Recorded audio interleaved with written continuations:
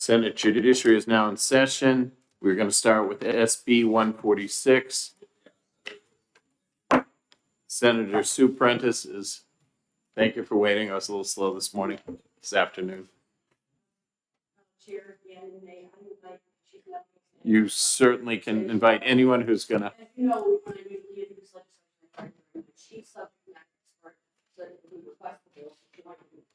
Sounds. Once I go on the record, I'll have Dr. Duval go on the record, and then I'll introduce the bill. Okay? Thank you, Senator Prentice. You are welcome, Chair Gannon. For the record, my name is Sue Prentice. I'm a state senator from District 5, covering 15 communities, large part of Grafton County, a little bit of Sullivan County, and one beautiful town in Merrimack County, which is the beautiful town of New London. And with me today is... My name is Jenny Duval. I live here in Concord, and I'm the chief medical examiner. Nice to see you. So I'm introducing Senate Bill 146, and as we start, the first thing I want to say is that the analysis of this bill is incorrect. Okay, as written, we are only talking here about eliminating the views prior to cremation. Death certificates will be issued, deaths will be certified, and death certificates will be issued in the way that they always have been. And I'll take us to the step of a cremation view, but I just want to make sure that we're all coming in on the same page. This is about the view prior to cremation. And by way of background, I know that I have been talking for years about the fact that I've spent my career in emergency medical services, but I did work for about 5 years as an associate deputy medical examiner under Dr. Duval. So I've actually done this work, done the field investigations, as well as have done the cremation views. So I think that it gives me kind of a unique background to draw upon in having this discussion and understanding why we could work without this one step in place. About 2 years ago, the state of New Hampshire went to a new system. So people like me who were doing this as a, like a part-time or a contractor, stopped doing it because we went to a full-time system.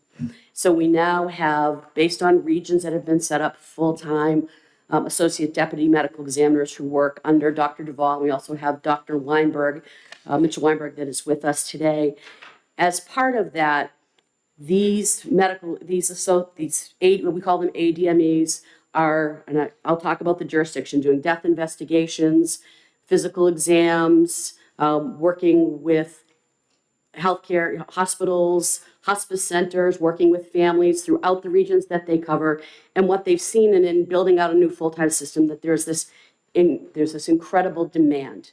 And at the same time, many more families are choosing for the option of cremation for their loved ones.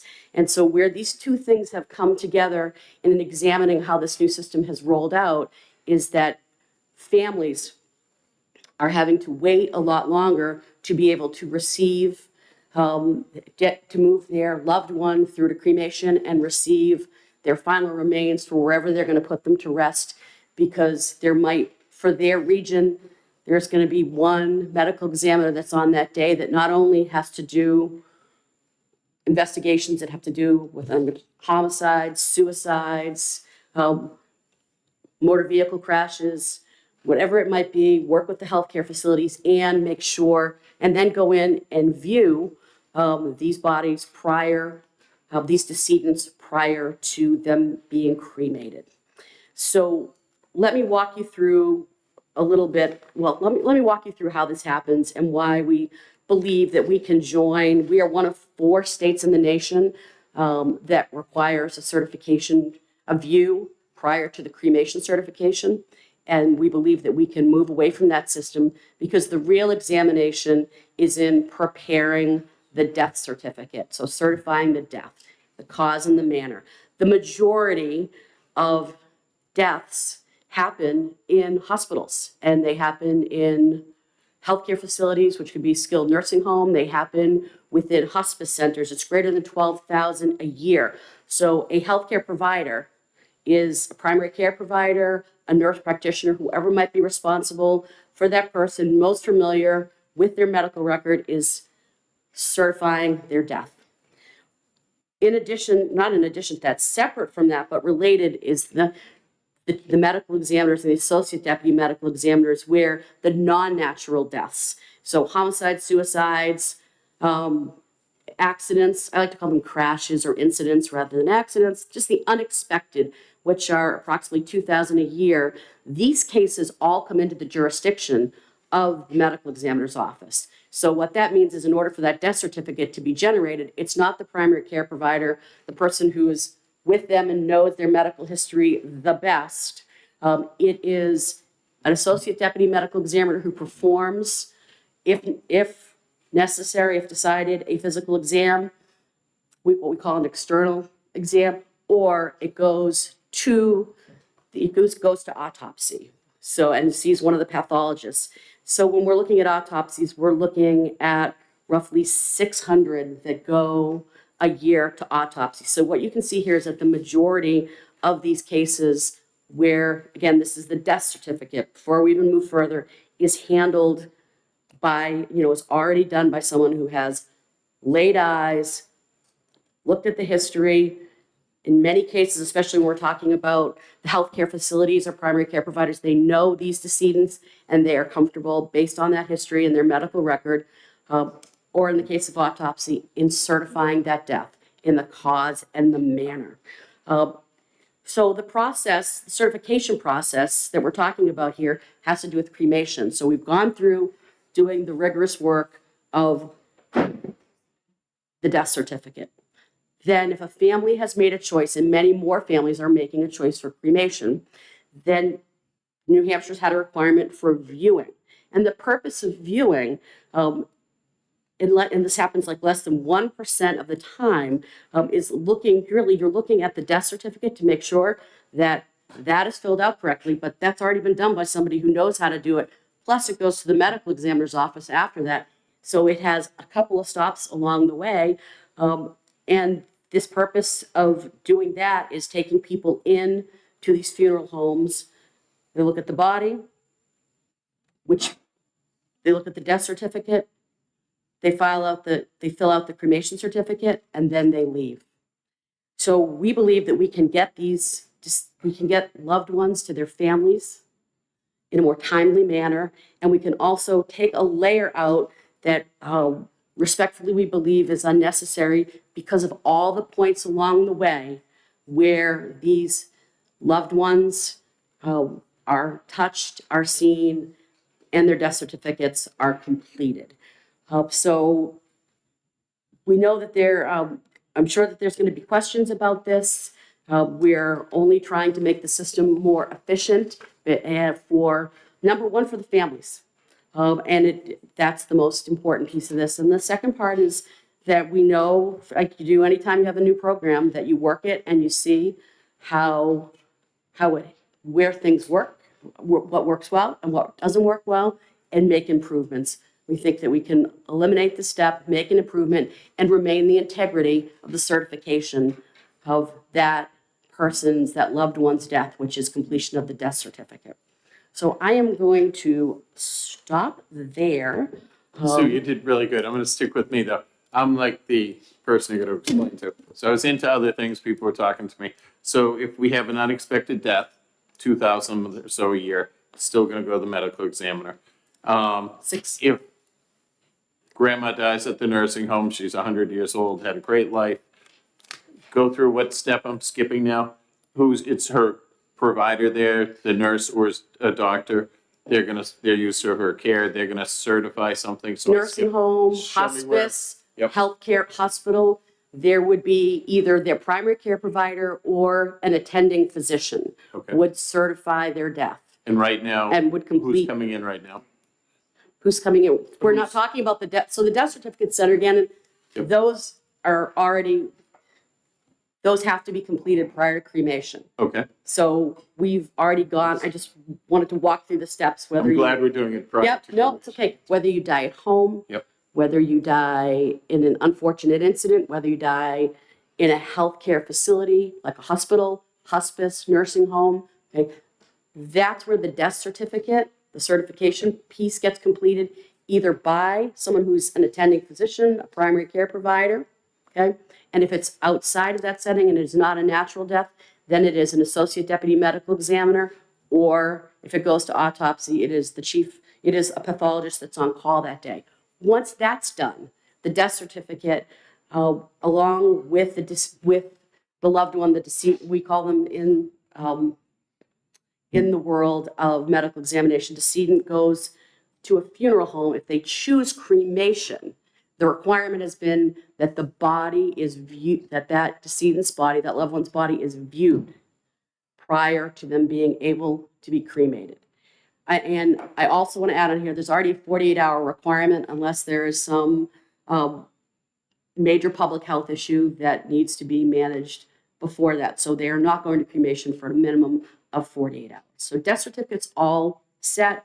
The last piece is when they go for cremation, we want to remove the requirement for the view. It doesn't change the certification of the death.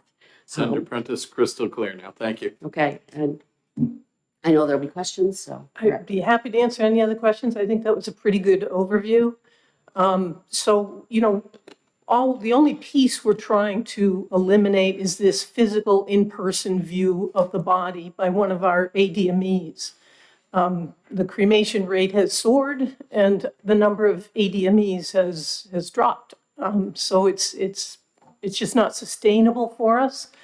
And there's also literature that does show that there is no statistical difference in between physically viewing the body in order to capture unreported deaths, and that's the whole purpose of it, and or reviewing the death certificate alone.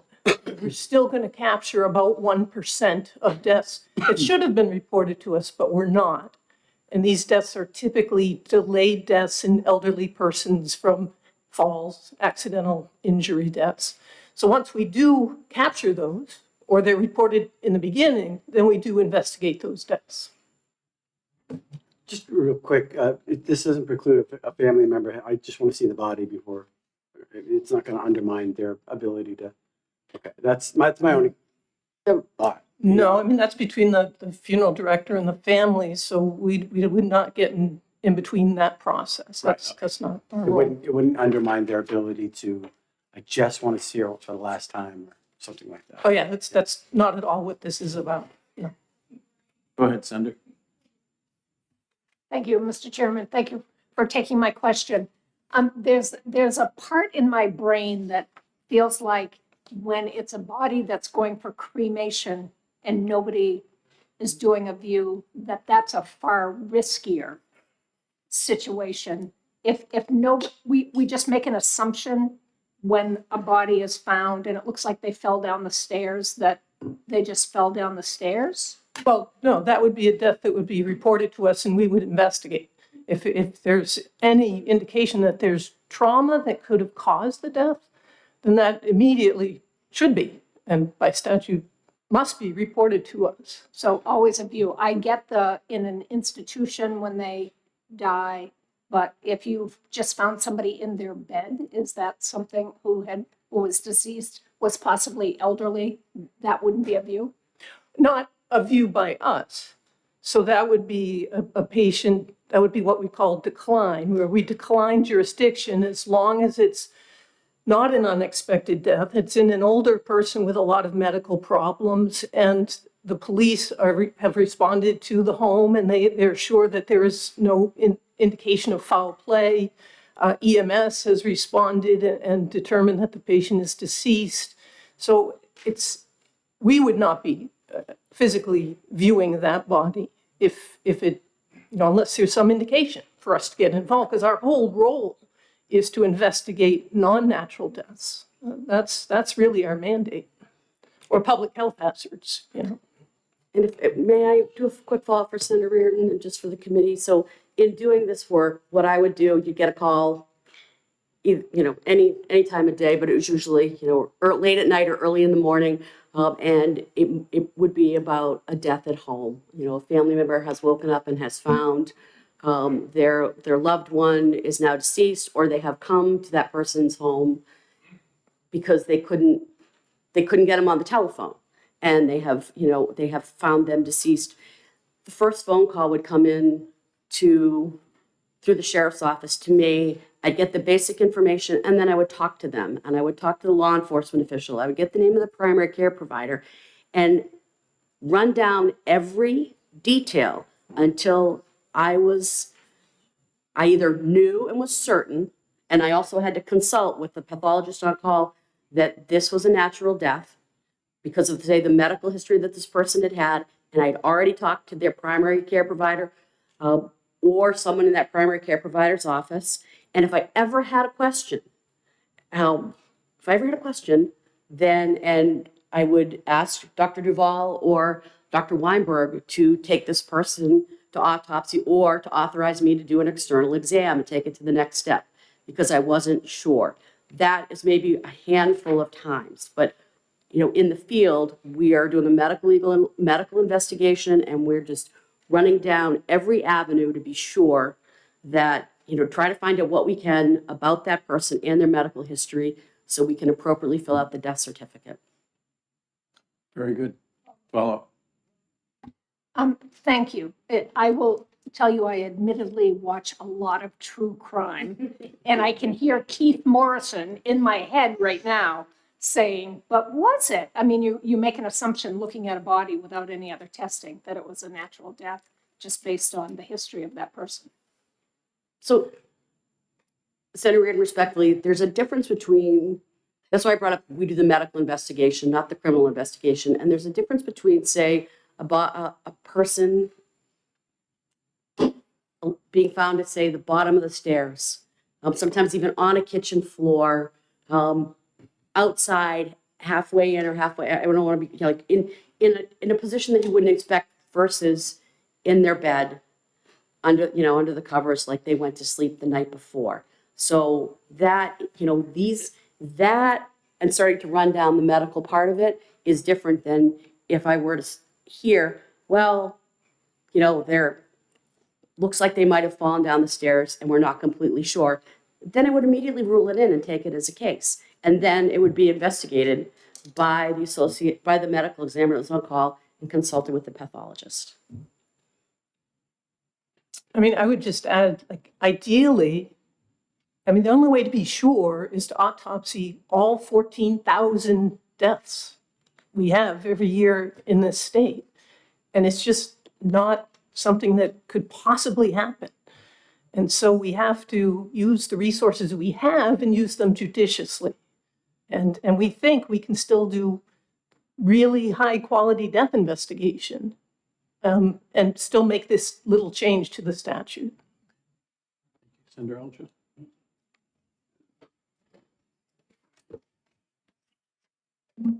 There we go. Thank you, Mr. Chair. Thank you for taking my question. So, just so I'm clear about this, in the event that the medical examiner declines jurisdiction, right? So they would not come and view a body. This bill would be asking to absolve the medical examiner from seeing it at all. So it would not be seen by anyone in the medical examiner's office at all before cremation. That's true, but that happens all the time with burials. We don't look at those at all. It's not in the statute. So, there already is a subset of deaths here that we do not become involved in at all. That's it. Thank you. Okay. Thank you both. Peter Moran.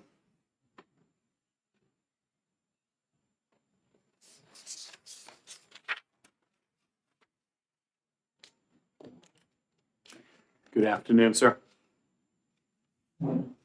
Is the red light on? That'll work better. There you go. Yes, thank you, Chairman Gannon and members of the committee. Yes, my name is Peter Moore, and I'm the Executive Director of the New Hampshire Funeral Directors and Embalmers Association here in the state. We have members across the state. Actually, I think all of the funeral homes now are back as members. We have more than 200 licensed funeral directors and embalmers in the state of New Hampshire. I myself am also a licensed funeral director and embalmer here in the state. And I'm here to testify on SB 146, and I'm testifying in favor because with the concern. The NHFTA, I should say, in the Office of the Chief Medical Examiner, we've had a very long-standing and professional relationship, particularly under my watch. I've been doing this for 17 years, and I've felt how important that is. And we've always worked very well because we're in partnership with all of this in the care of the citizens here in the state.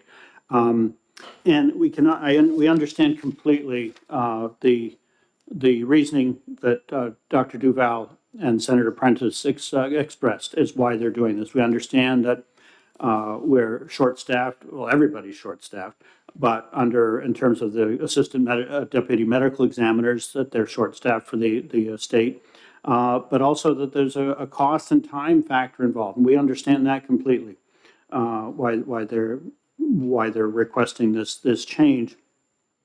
The one concern we have as funeral professionals, and we had a very productive call with Dr. Duval and her staff earlier today, and their counsel, just to share with them our concern about this. And our concern is that as funeral professionals, we've become accustomed to having the assistant deputy medical examiners view every body that's going to be cremated, because cremation is final.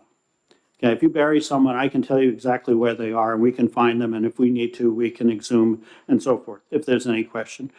Cremation is final.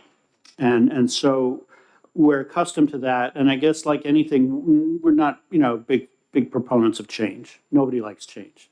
I always say if they do say they like change, that they're fibbing. I don't think anyone really does. And because of this is a major change for us. What we're concerned about is that with this change and understanding exactly why it's done, is that it might put us into a place of increased responsibility and liability. Maybe no more than we face right now, but we talked about this with their counsel, and I think as businesses in the private sector, we are often the odd link in the chain. When it comes to mass fatality planning, we are the only link in the chain that is from the private sector. We're private businesses, and we don't have a lot of the protections and so forth that the government departments or municipal departments might have. And so we're just asking to consider, and we need to research this more, again, talking with their counsel this morning, research this further, whether we could either have some hold harmless language in this bill, or somewhere in statute, whether it's one of our funeral director statutes, either 325 or 290, which is our custody and control statute. So it doesn't necessarily have to be in this part, but it could be somewhere else. Just the idea to protect us, because if there's something that goes wrong, and we've always been there. I've had cases myself where received an individual from a hospital. The doctor signed off that it was a natural, cause of death was natural causes. And I realized from the family, well, this person had fallen a week before, had been gone to the hospital for the hip repair and died in the hospital, and said, well, there's got to be some underlying causes. So we reached out to the medical examiner, and that's what we do. And we do that. We take this very seriously. I always make sure I identify the person, that's in my care. I always tell my staff and so forth that just because you go to a morgue and there's only one body in that morgue, it doesn't necessarily mean that's the one you're there for. I mean, the mistakes happen. So we try to always be as conscientious and thorough as we can be. And so we support, this effort for this. We just want to raise this question and this concern from our perspective. And I'd be happy to answer any questions you have. I do have written testimony, which I will pass out here. I didn't get that done sooner. Apologies there. So I happy to answer any of your questions. I want to thank you all for your time and your consideration and your service. I thoroughly respect everything you do, because boy, you wouldn't get me in those seats for anything. So We have one question for you. yes. Thank you, Mr. Chair. Thank you for taking my question. Could you go a little bit deeper on the concerns that you have about having a carve out for hold harmless for your industry? Yes, I'd be happy to. Thank you for your question. I guess the point is that we feel that in many cases, and now we understand again from the explanation that Senator Prentice gave and Dr. Duval, that there are certain cases in terms of certain deaths that are absolutely required by law to be referred to the medical examiner. It's a lot of those hospice home things over that could be extenuating circumstances. I think our concern is that often we would be the only person from the time we take that individual into our care to the time they go to the crematory and cremation is done. We may be the only person that has a chance to look at the body, have that opportunity to look at them and so forth to see if there's anything out of the ordinary. I always check, I said, to make sure identification matches up, sort of bracelets and so forth, that we know they've got the right person. Always look for jewelry, valuables, things like that that might have been left on inadvertently. I always want to make sure that those are removed. And so I think that's our main concern, is that we often will be I would be the only person to actually look at that individual in that interim time period. I'm not saying I'm the last person necessarily, but yeah, that's my concern, is that then if there were an issue that the family would say, oh, well, the funeral director was the last person, they went from the funeral home to the crematory, and that they'd be looking at me. All set? One, if I may. You may. So thank you for your testimony, and we appreciate it. So how would you word your concerns in an amendment? Could you repeat that? How Sorry. would you word your concerns to hold you harmless in an amendment? Well, to be perfectly honest with you, I'm not an attorney. I think I'd want to look to see if there were similar language in other statutes. I know, if there were something that might make it easier, that could just be placed in there. Yeah, Thank you. that's why I'm not the person I'll research it. I read statutes all the time. So, Thank you for your testimony. I believe we're all set. all right, thank you very much. Does anyone else wish to testify on 146? Senator Prentice, come on back down. We'll give you a second bite at the apple. Again, for the records, Sue Prentice, Senate District 5. I just want to follow up on something that I think is really important that Mr. Moran just stated. He had one case come to him where from talking to the family and looking at the death certificate, he wasn't sure, because that's part of it, that's his job as well. So what did he do? He called and he followed up. Though that would, if there's ever an uncertainty, there's a mechanism, and if that call would normally go to the medical examiner's office, if not, it would go back to the hospital, would probably trigger it back into the system. What I'm trying to say is there are so many bites at the apple along the way that when Mr. Moran had that concern, he didn't drop it. He made sure to follow up on it. So I want to make sure that that's clear. Okay? Thank you. Thank you, Senator. Again, does anyone else wish to testify who didn't sign up? Seeing none, that'll end the hearing.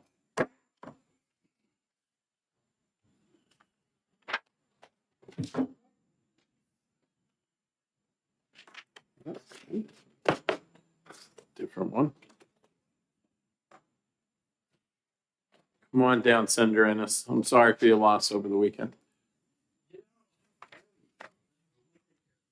Win some. Oh, I know. yeah. Yeah, sports bet. That's how it goes. I was surprised. Go Okay, green. Senator Ennis, you're introducing 53. I am. I'm introducing Senate Bill 53. My name is Dan Ennis, representing District 7, and I live in Bradford, New Hampshire, on a beautiful organic farm.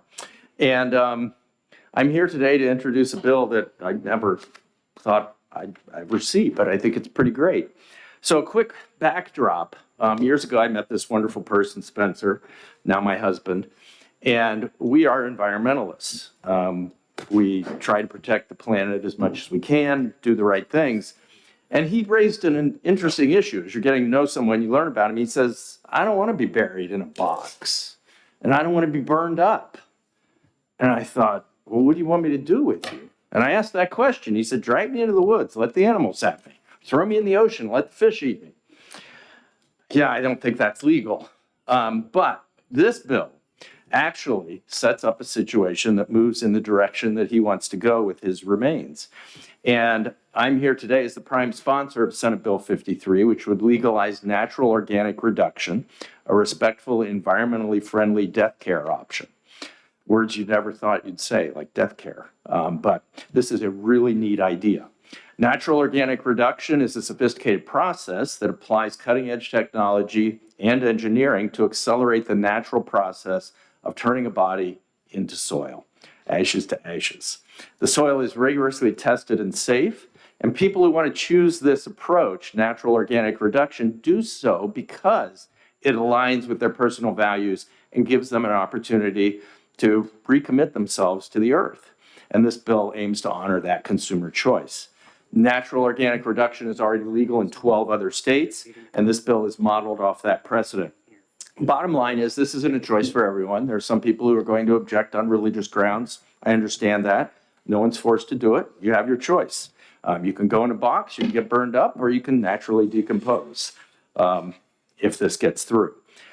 This bill helps us to respect those who do wish to turn their bodies into soil, and it allows a sustainable death care option to be available in New Hampshire. And as I like to say, live free after you die. So I'm happy to take basic questions. There are people following me who can deal with the technicalities of this and how it actually works. That is beyond my pay grade. Well, Senator Avard? I'm sorry, Dan, it's probably clear in here and I haven't read the bill yet. It's nice. Is it going to be limited areas? I'm sorry. Is it going to be what? Is it going to be a certain place that they'll have this? Well, they will describe that to you. They have a Okay, I chamber figured that you you go into, and they use heat and pressure to accelerate the process, along with some chemical I intervention. look forward to hearing it in the upcoming testimony. Thank you, Senator. All I guess right. you're all set. Thank you, everybody. Have a good day. All right. Okay, go.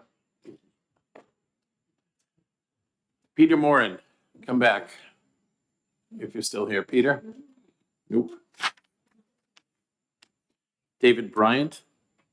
Oh, no, there you are. I'm sorry. No, you're good. You're good. Come. No.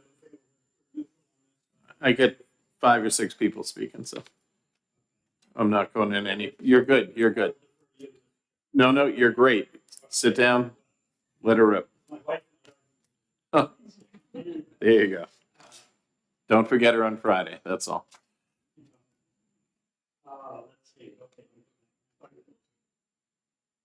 There we go. Thank you. Yes, here I am again. My name is Peter Moore, and I'm the Executive Director of the New Hampshire Funeral Directors Association here, and I won't give you the whole spiel. Also a licensed funeral director and embalmer. I'm here to testify. We're neutral on SB 146. Oh, sorry, got the wrong one here. Sorry, SB 53. Okay, that's why I was getting my. Okay, sorry, papers mixed up. I apologize. For Happens to us all. that. I apologize for that. There we go. That looks better.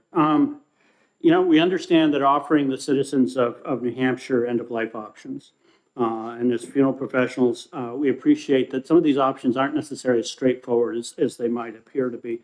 We addressed a similar proposal last year on natural organic reduction, or as I like to,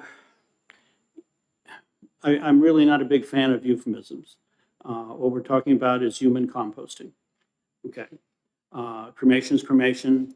And we in funeral service can come up with all kinds of names, to kind of make things sound better or more palatable. When I think of natural organic reduction, I think of green burial. Or if someone's interested in donating their body, they could go to the body farm in Tennessee where they do investigations in that situation for some forensic investigation.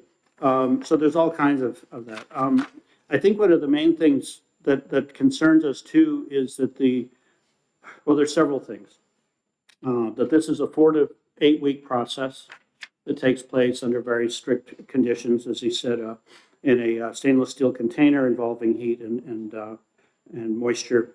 I'm not sure if there's other things that are added to the process to accelerate decomposition, because that's what we're talking about. Our main concerns would be from the resulting material. They call it soil. Again, I'm not sure if that's entirely accurate. And so I think of them as it's still human remains. I think that this material that's this byproduct after this process is done is still contains human remains. There's no way about it. 4 to 8 weeks, the bones are still going to be intact. They're still going to need to be either removed from this byproduct or this material.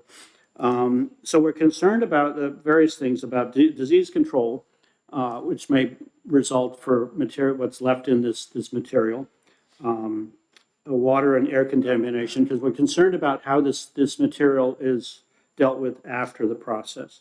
With the whole question of PFAS and other organic pathogens that would remain in, these things are retained in the human body. And then even after they die, that it's still could still be in the resulting material. It's interesting too that the results, the composted remains of humans is not permitted by the USDA in the production of food for humans.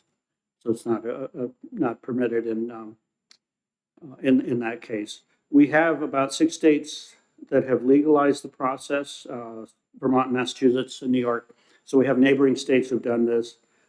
They've approved it. Some of them have finished their regulations. None of the states has this been actually implemented. There's no facilities for this at this time. Again, we're concerned with what happens with this material afterwards. Also, the fact that there's regulations and oversight from the EPA and the USDA as to permits and requirements as far as composted human material and how it's disposed of and where it's placed. I know they talk about placing it onto conservation areas and that. I think there's a lot here that we don't know about it. And I think that's our biggest concern is that we don't know. New Hampshire has approximately an 80% cremation rate. And so in the other 20%, some of those people chose to be buried. Some of them will go out of state for other forms of disposition. Some will donate their bodies to science. We, quite frankly, we don't see the demand here. And I think, we have the opportunity to see what our neighbors are doing, seeing how they navigate this before we get involved. Just don't want to have a situation. I've always regarded our association as a watchdog for the citizens in the state of New Hampshire. We just want to be sure that this is properly regulated. One of the concerns I had wading through the 8+ pages in the bill, and yes, I'm one of those geeks who does that, but I do that also for my work, is that there's a lot of information here which was used right from the cremation statute, which I don't believe applies to this process. So there's a lot of cleaning up to do. There's a fee structure that's listed in there, which the actual fees are listed, which you don't want in statute. Those need to be in regulation because those will change. And so in conclusion, we talked about years ago about the process of alkaline hydrolysis. I know they'll say, oh, no, this is anything like it. Well, it's very similar, just faster. And I know there was a ban placed on it a number of years ago. Again, we had the same position where we were neutral. We just want to make sure that this is done well. That's all. As long as we're not saying don't do it, we just want to make sure it's done well. So we're not coming back later and trying to fix something that we should have taken the time to deal with, right now, when it's a lot easier than going in and trying to amend legislation.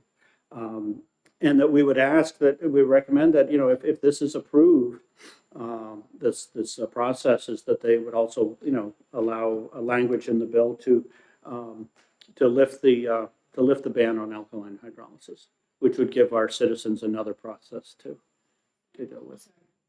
Oh, sorry, moved too far away. Yeah. Yes, we're asking that if this process is permitted under statute, that the ban on alkaline hydrolysis would be lifted. There is a ban on that in the state now as a result of, we're talking 12, 14 years ago. And yeah. It's somewhat a similar process. It just probably wouldn't be, Thanks for your testimony. Yep. Yeah, I do have, oh, sorry. I'll wait till I finish. Thank you, Mr. Chair. Thank you for your testimony and taking my question. You just mentioned a statistic earlier in your testimony. Did you say that New Hampshire has an 80% cremation rate. Is that true? Yes, and it's increasing all the time. 80% of the deaths in New Hampshire are then Cremated. cremated. The individual, the family, so the individual choose cremation. Who knew? Okay. It certainly changed the whole business model in funeral service, really has. That's it? Yeah, may I follow up? Yes. So, okay, so I'm just processing, that's Oh, yes. that's a big number. But also, there are a lot of people who choose cremation because they also don't want to take up the big space of, of a burial.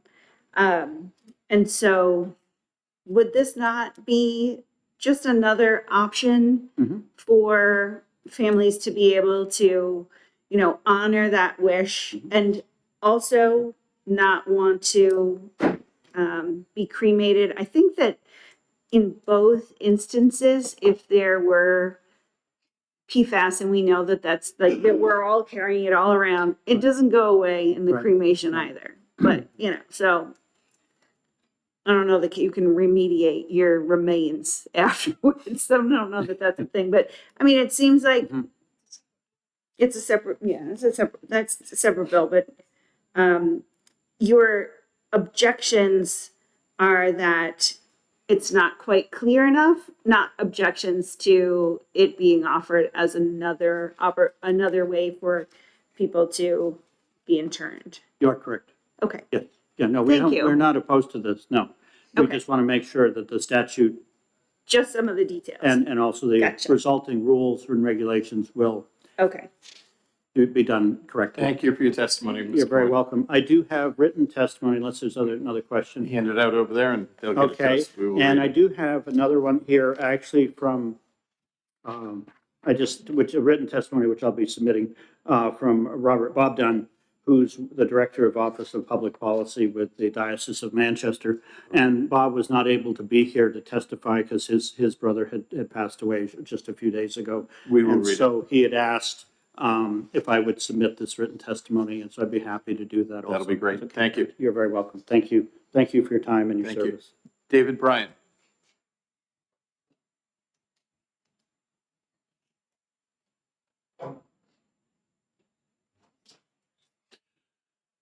Afternoon, Mr. Bryant.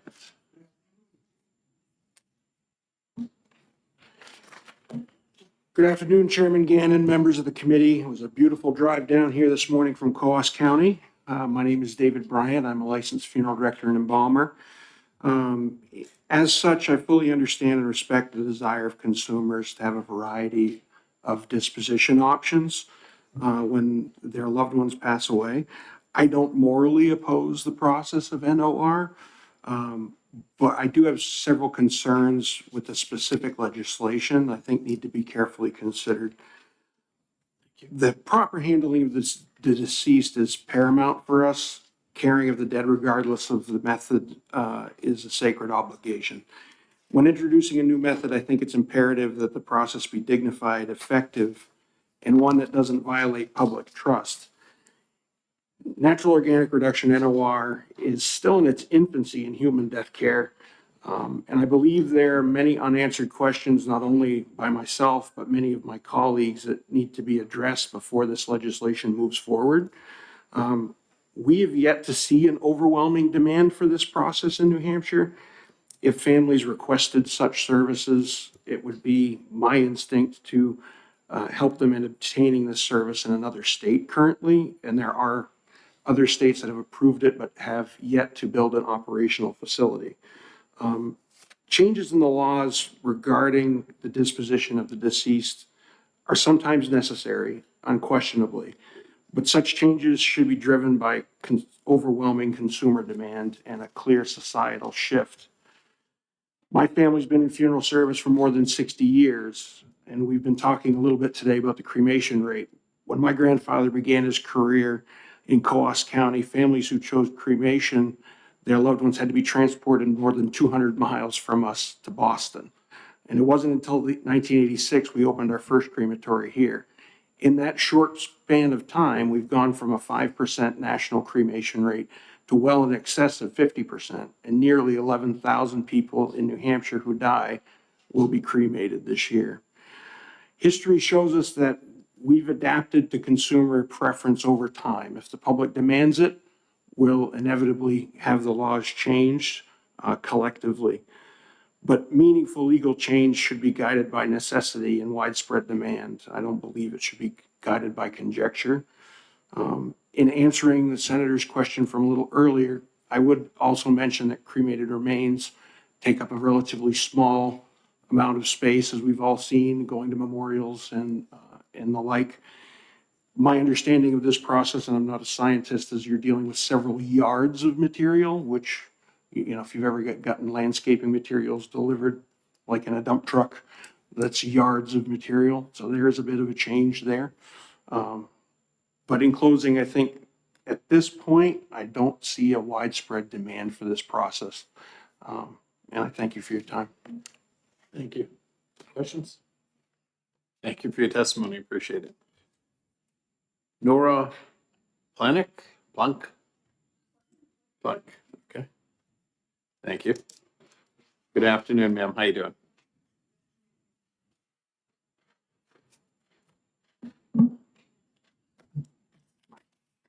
Good afternoon, Mr. Chair and members of the Senate Judiciary Committee. My name is Nora Shannon Plank, and I am here today on behalf of Earth Funeral in support of Senate Bill 53, the Live Free and Die Free Act. I first learned about natural organic reduction of human remains back in 2013, and I was immediately curious. I was elated when Washington State became the first in the nation to legalize natural organic reduction in 2019.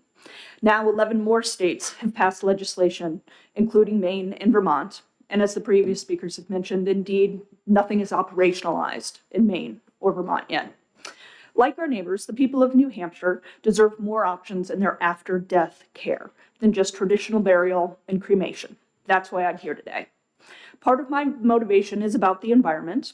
The cremation process uses so much fossil fuel per body, it's equal to about a 500 to 600 mile gasoline engine car trip. But even more so, it's about giving my family and friends a living memory of me. The very idea that 3 to 4 months after my death, the composted remains of my body could nourish new life in the form of lilacs or birch seedlings is literally and figuratively enlivening to me and to my family. I understand and respect that many religious traditions have time-honored practices about how after-death care is undertaken. Many who practice Judaism believe that the deceased should be buried in a simple shroud within 24 hours. Embalming and cremation are not permitted. Indeed, in 1876, when Dr. Francis Julius Lemoyne performed the first cremation in the US, the act was met with quite a bit of hostility. How could you burn a body? And that's not the case anymore in North America. And as we just learned, or New Hampshire with 80% of people choosing cremation. For some people, an open casket is common practice. For others, it's considered ghoulish. In the late 19th and early 20th century, post-mortem photography was very popular.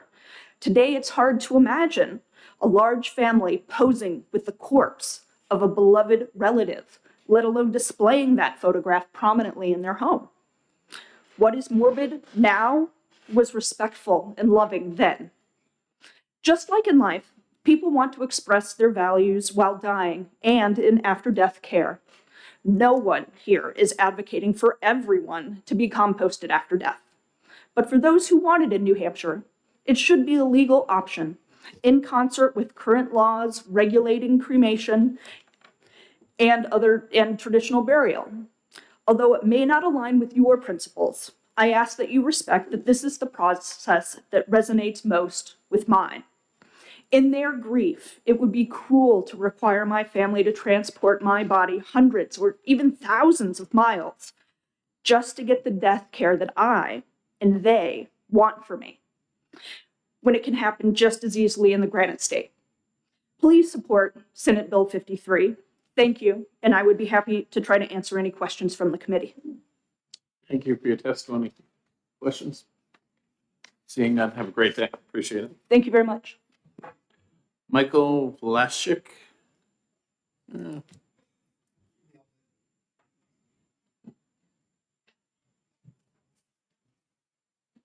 Thank you, Mr. Chairman. Good afternoon, members of the committee. My name is Mike Vlasic, and I'm here today on behalf of Earth Funeral. Tom Harries, the CEO of Earth Funeral Group, was in New Hampshire last week to testify, but got a nice taste of New Hampshire weather and went right back home. But he was able to, over the last few months, meet and talk with stakeholders. We've proactively reached out to New Hampshire Environmental Services, the funeral directors, our state economic development office, and others, because they want to have a collaborative approach here in New Hampshire. And we really want to thank Senator Innes for his leadership. We are here to support him and to testify in favor of SB 53. I'm the state's former economic development director. I am really excited about this company's prospective entrance into New Hampshire. I'm also the son of two immigrant Catholic parents who were born in the 1930s and 1940s, who I had to bury in the last 15 years. And I can guarantee that when they were young, the idea of being cremated, which was the way they chose to be buried, the views on it were very different when they were born. And we adapted to the times, and they were able to be buried the way they wanted to and the way they chose. So it's an honor to be here on behalf of Earth Funeral. They're a funeral home and provider of natural organic reduction.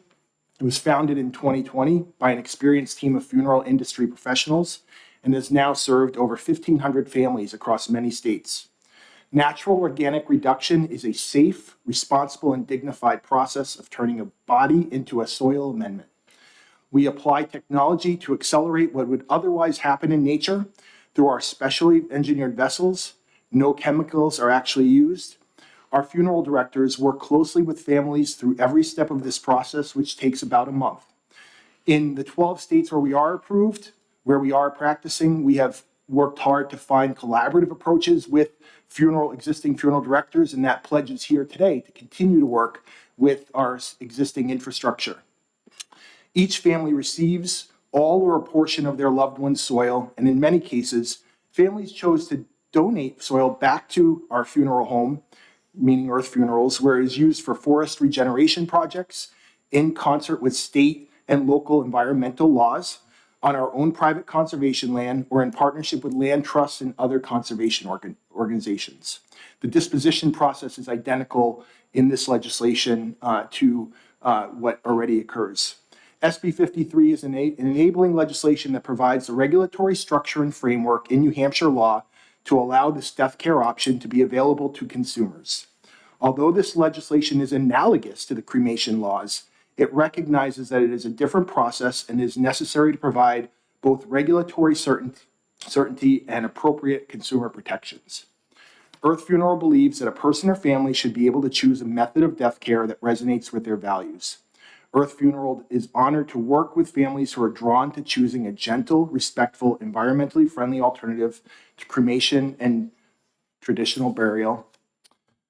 Ultimately, this is a matter of consumer choice. At Earth Funeral, they have worked with several granite state families who have sent their loved ones to other states. We have heard from dozens more who are interested and would like to serve those families in New Hampshire. While natural organic reduction wouldn't be the right choice for everyone, we believe it should be available to everyone who wants it. Thank you for allowing me to testify here today. I do have questions. I am not a subject matter expert, but I can get you everything you need within minutes if there are more detailed questions that I can answer. Thank you so much. Did your earlier testimony already bring up, I understand flesh and all that getting naturally dissolved. What happened with the bones? Well, there's a couple of different approaches, but ultimately it is disposed of and recycled disposed of in the same way cremation is. And there are, again, it's in compliance with traditional environmental rules and how you dispose of it. And I can get you very precise, explanation around what happens with everything, but it's in concert with environmental regulations and the same framework that exists for other ways of disposition in a state. Because the bones, right, they're still going to be there at the end. I will get you, I'm not being evasive. I want to They answer had this said that perfectly. they didn't use any chemicals with this, it was an It- all there- natural. There is, So I was curious. there is no Okay. chemical use that I'm aware of and that Okay. I testified to. Thank you. Yeah. Yes, Senator. Thank you, Mr. Chair. Thank you for Please, taking Senator. my question. In taking a look at the bill, it's my understanding that there is a process of the composting that is a little bit different than what we might consider traditional at-home composting. So I think is it not a little bit of a different way of composting so that indeed there are not, just to be clear, because there seems to be a little question about remains of bones. Well, the And bone the question is- 45-day process does decompose all of the human material into that soil, correct? I will get you the very precise, but I will say this, that the natural organic reduction process is very similar to cremation and follows the same process and protocols. That I feel very comfortable speaking to. I can get you the medical and precise explanation on that shortly. I want to have an expert be able to answer that for you. The other thing I will say, it was referenced earlier, and I appreciate it. This bill is not the same as the bill that was introduced in the House last year. As a matter of fact, Earth Funeral opposed last year's bill because we felt it was too broad and did not account for New Hampshire precedent. We respected what they worked on, but we believe that it does have to work within a framework that we're comfortable with here in New Hampshire, and this models existing framework. Okay.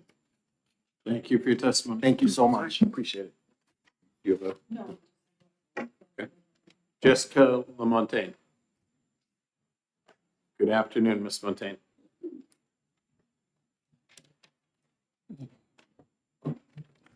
So yes, I'm Representative Jessica I'm sorry. LaMontagne. It's okay, I forgot to put that on the sheet. And I represent Stratford District 17, which is Dover Ward 5. And I was the prime sponsor on that House bill last year. So I was very interested when I saw this bill last week. So I wanted to talk about a couple things. The bill is very similar to the bill we had last year, almost word for word for most of it. With the bill that we had presented, we also included some language regarding natural burial, which is not defined anywhere in statute. And we also tried to define a little bit and clarify rules about scattering, what happens to the remains, which are not defined for cremated ashes at all. So there's already, and on our bill, we're maybe trying to go a little further than that existing law. But the fact that we are modeled after the cremation processes, it's a little bit different. As you probably know, the way states have statutes set up or really vary state to state.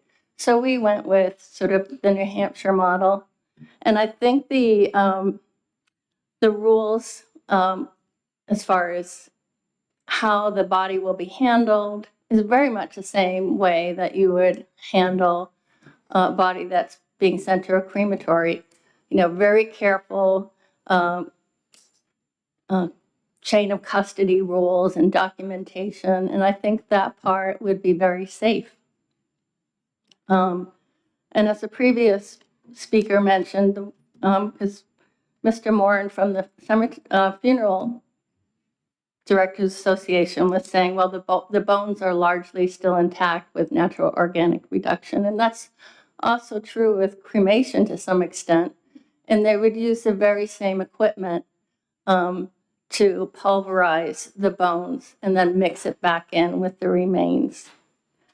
But the references to the need to get USDA involved, that is completely unnecessary. They're not involved with what happens to cremated ashes or anything like that. In fact, we have no rules about what that whatsoever.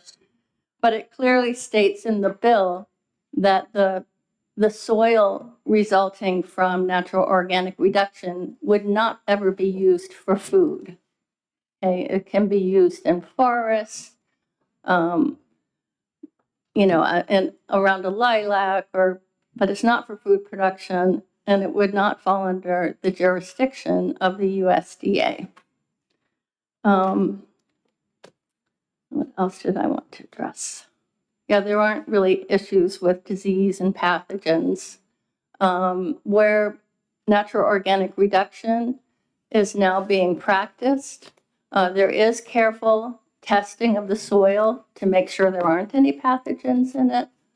That would not be a problem. And as far as demand, I think there will be demand. Once you make it known that this is available, people might choose that, just as cremation was not available in the state and people were driving down to Massachusetts to have their loved ones cremated. I don't think it's fair to suggest, oh, New Hampshire, we can just drive to another state and do that there. People want their burials usually close to home. And this won't be a burial, but it is the final disposition, which for me raises another point why I first got interested in this because of green burial. We had a good family friend who died suddenly in Vermont and chose to have a green burial on his own land. And I found it very moving how immediate it was after death. And it felt so natural just to be going back to the earth without any embalming, without a fancy casket. But realizing that in the New England winter, like we're having this time, if someone were to die in the winter, they could not have a natural burial without using a lot of propane in a tent to thaw up the ground first, which would kind of defeat the purpose of trying not to use too many fossil fuels. In days past, cemeteries would have what they call the death house, where bodies were stored until the ground had thawed. But natural organic reduction I see as a way to have a natural burial. Even in the winter, you are still going back to the earth. Yes, you add other materials to the chamber, but it's the same as if you were putting the body and you'd be using, the body in the ground, and you'd be using all the natural materials, the soil and everything around you to decompose. This just accelerates it a little bit more. And one other thing, I would not recommend adding an amendment to this bill to authorize alkaline hydrolysis, which was prohibited in statute. I don't think the intent of that suggestion is very helpful. I think it would be the poison pen as far as this bill, because for myself, that's not something I'm at all interested in seeing bodies dissolved and lie. It's a very different thing, and I would not put these things together. And I will Thank you, end. Representative. What's that? Thank you, unless you have Can something else. I Okay. just want to end Sure, go with one more thing. Yep. From the Joni Mitchell song. We are all stardust. We are golden. We are billion-year-old carbon. And we've got to get ourselves back to the garden. You should have sang that.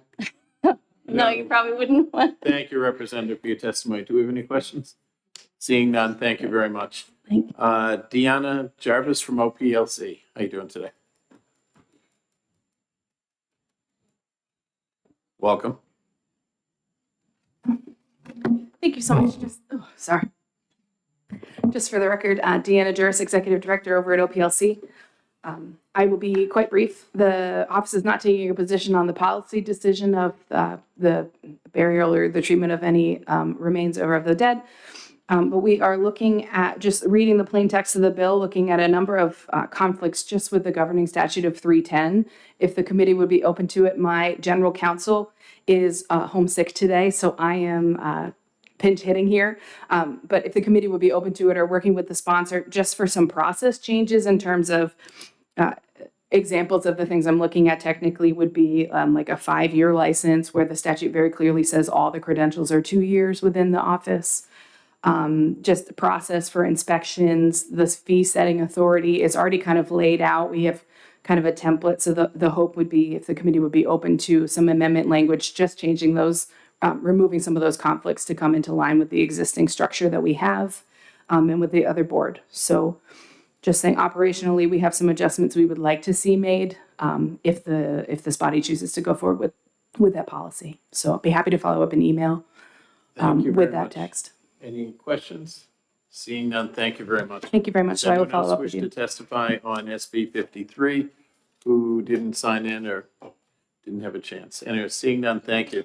The hearing is adjourned. Come on down, Senator Birdsall.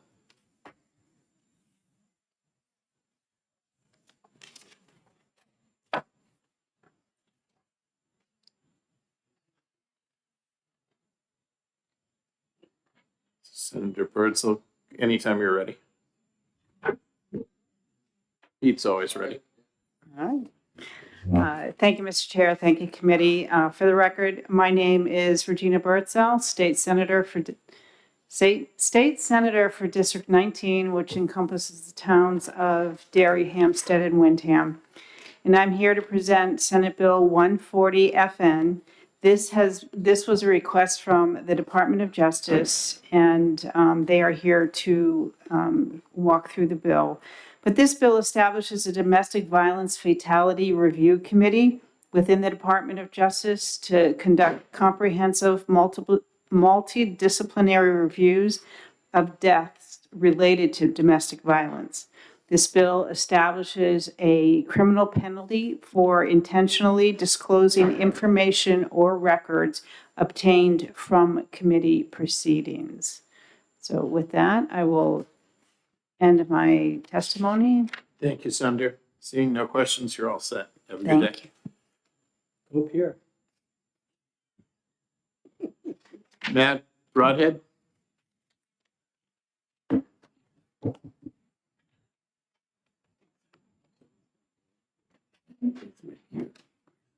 Okay. Good afternoon, members of the committee. Good afternoon. My name is Matthew Broadhead. I'm the Associate Attorney General from the New Hampshire Department of Justice. With me today is Danielle Snook. She's the Program Administrator for the DOJ's Office of Victim Witness Advocate. I'd like to thank Senator Birdsall for sponsoring this bill. This bill is a product of general consensus with stakeholders in the community. And on behalf of the Attorney General for MELA, we do support SB 140 and urge its passage. By way of background, 1 in 2 women and more than 2 in 5 men have reported experiencing intimate partner violence at some point in their lives. It's staggering in the community. A domestic violence fatality is the killing of one person by another where the relationship between the parties is an intimate partner or a family or household member where a party's death may be linked to domestic violence. Our office prosecutes all homicides. We investigate homicides. And so therefore we do track the data. And between 2009 and 2023, and this is New Hampshire specific data, over 55% of all homicides between 2009 and 2023 were domestic violence related. That, to me, when I heard that figure, it was staggering. So it's prevalent in terms of the fatalities. A quarter of the number of homicides in the state of New Hampshire during the same time frame were perpetrated by the victim's domestic partner. Another quarter were other family relationships. Nationally, domestic violence can correlate with wider danger to the public. 2021 study found that 59% of mass shootings between 2014 and 2019 were DV related, domestic violence related. And it can also pose a problem and potential harm to the law enforcement community. Nationally, 43 officers have been killed over the last decade responding to domestic violence calls. So it does have a bigger impact than just the perpetrator and the victim's family. It's community-wide. The Domestic Violence Fatality Review Committee is not new. It's existed by grace of an executive order since 2001, and it followed the path of a similar review committee, which was the Child Fatality Review Committee, that was established by executive order in roughly the same time frame. Within the last couple of years, the the Child Fatality Review Committee was codified in statute. The legislature passed that. And so we're seeking to do the same with the Domestic Violence Fatality Review Committee. The goal of the committee is to provide a systemic review of domestic violence homicides and identify gaps in services and interventions that, if addressed, could improve the response to domestic violence in the state and potentially reduce future fatalities. The committee was designed with a broad-based membership reflective of the many organizations and agencies that work with domestic violence victims, offenders, and their families. So this legislation, as I said earlier, it was drafted by the DOJ with our excellent team that Danielle worked on. And we did, over the course of several months, reach out to various stakeholder groups in New Hampshire. And we did a lot of review of what's nationally accepted best practice. And we feel that this legislation threads all those needles.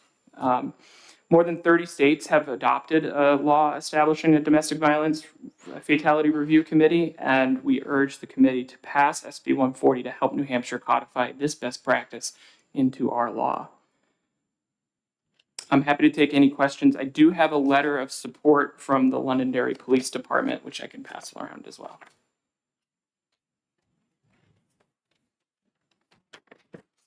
Go ahead, Senator. Yes. Thank you, Mr. Chair. Thank you so much for taking my question. I'm sorry we've been playing phone tag. Yes. Thank you.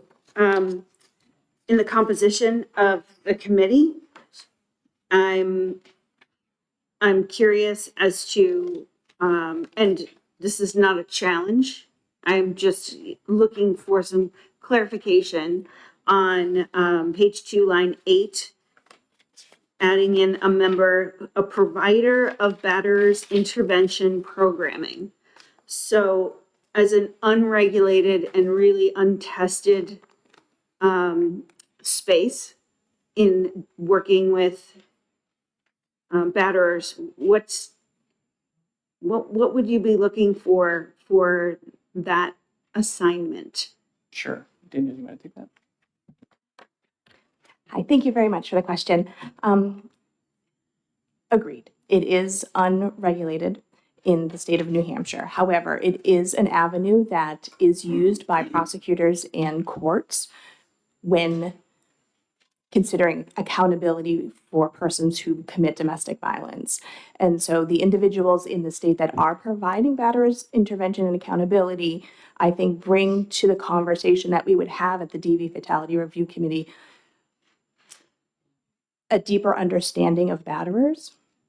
And I think that one of the approaches that we should take as a fatality review committee is victim safety and offender accountability. I think that there's two sides to that coin. And I think that having folks that represent the offenders that commit these acts can help inform the committee in understanding what resources may be available, may not be available, what's working, what's not working, and help inform policy moving forward. Follow-up? Thank you very much. So following through on that, it's unaccredited. We don't have a framework in New Hampshire for who gets to call themselves a batterers intervention program. And, I could go online and find about 40 in 2 minutes. And there are varying degrees of involvement from people who actually do this work. Would it give you any heartburn to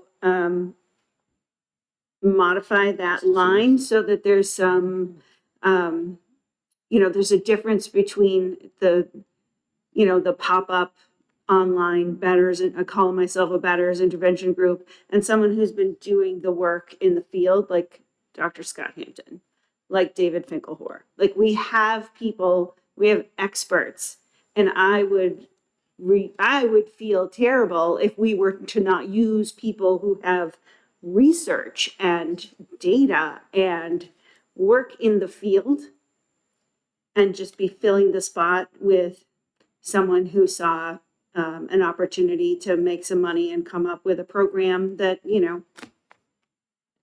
who knows what it is, to be honest with you. So The only thing that I would say that acts as a kind of a gatekeeper is that the team is assembled by the Attorney General's office, and we would be thoroughly vetting anybody who would be a member of that committee. And so it would be as a check on that, we would want the Dr. Hamptons of the world that I worked with him, and so I think that serves as a check on it. We wouldn't just take anybody who just hangs a shingle on doing this kind of important work. We'd want to thoroughly vet that it's somebody who carries weight and gravity in this field. Yes. thank you. Thank you for talking through this process.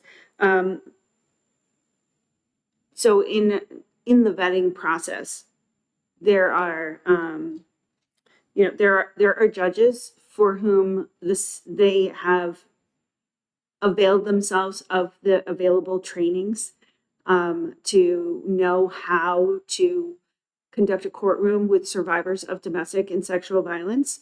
And, some of our judges are great. They take that training, they take it seriously. I know that Supreme Court Justice Gordon MacDonald makes this a priority. That is not always the case. So again, if we're going to put this group of people together, I think I'm looking for a space where, we are gathering the people that do the work, not filling a box like we need a circuit court judge who's available. Yes. Like, don't want that. Don't want that at all because they're not guiding the process. Don't want any batterers intervention program. I just find that in some of this you just told us how incredibly sensitive this area is and how incredibly important it is to track this information. So I'm looking for spaces to assure that we're getting the best of the best in this group.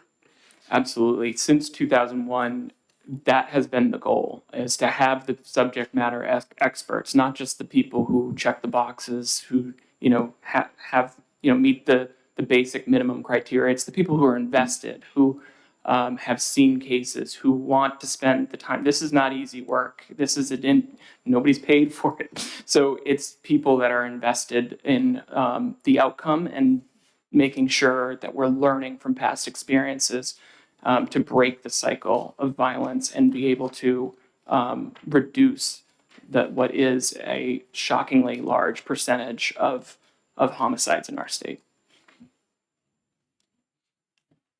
All set? Thank you. All set too? Okay. Thank you both. Thank you. Susan Conley.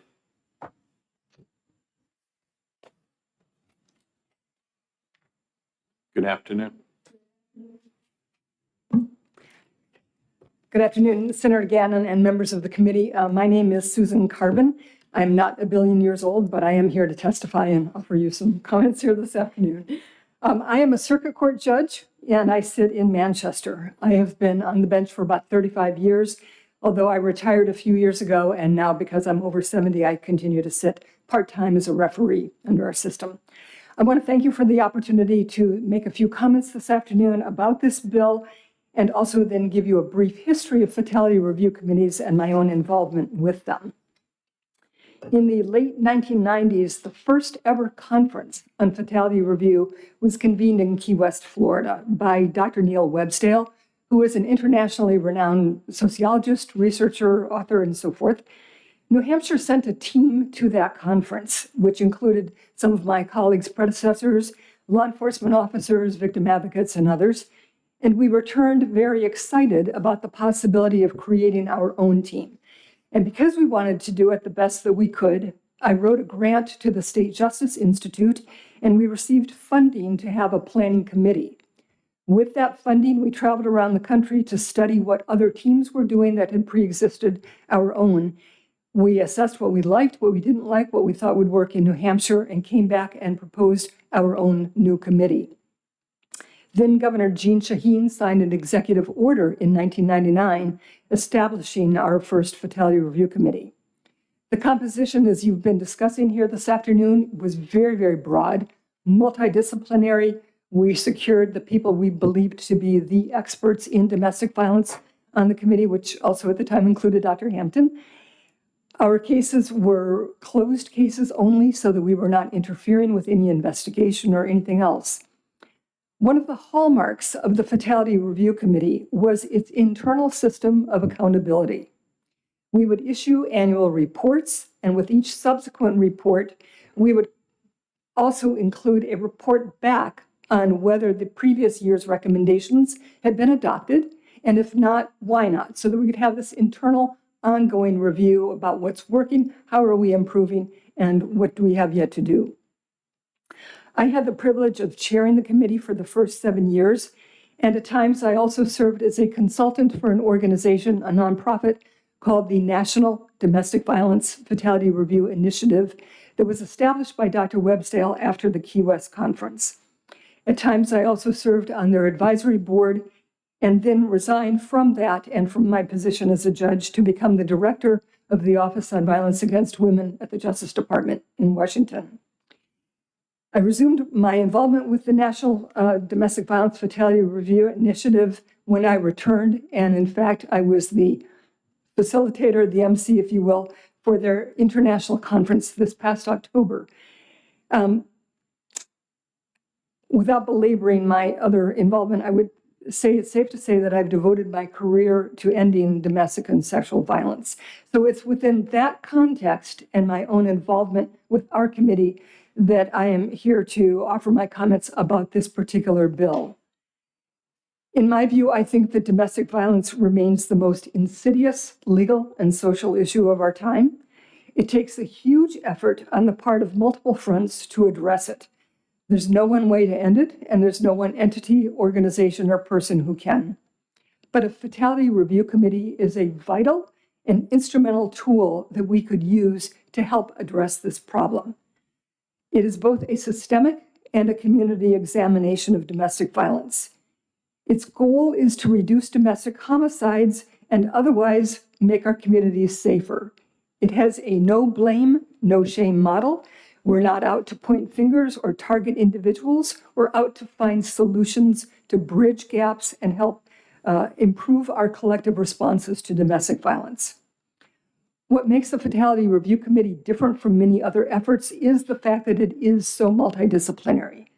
It enables us to look at our systems and how they intersect and where they don't, and then what can be done to help bridge gaps and make our communities stronger. Over the years, all but 5 states have adopted some Fatality Review Committee. In some cases, they're local, like a city. Other times they're regional, and other times they're statewide, like New Hampshire's was, Montana, Vermont, and others. There are differences for sure between how they operate, but they all have the same underlying goal of homicide prevention and enhanced community safety. Likewise, there's at least a dozen countries around the world that are now doing homicide review through these types of committees. The one constant theme is that they are all multidisciplinary with that same philosophy of no blame, no shame. These committees and the other national nonprofits are supported by the Justice Department and the State Department because they recognize the importance of doing this work. So as I say, no one tool will end domestic violence, but a Fatality Review Committee is a useful one to help make our communities safer. So with that, I thank you very much for your time this afternoon. Thank you, Senator Veit. Thank you, Your Honor. There was a question about a provider of batterer intervention programming. Are you comfortable with that? I am very As it comfortable is? with that. Yeah. Absolutely. We had it before. I very much encourage it now. Other questions? Yes, go ahead, Sandra. Thank you, Mr. Chair. Thank you, Your Honor. I just want to thank you so much for the work that you've done. Thank you. Thank you. Thank you all for what you do. I greatly appreciate it. Thank you very much. Appreciate your Have a testimony. great afternoon. Thank you. Anyone else wish to testify on SB 140? Seeing none.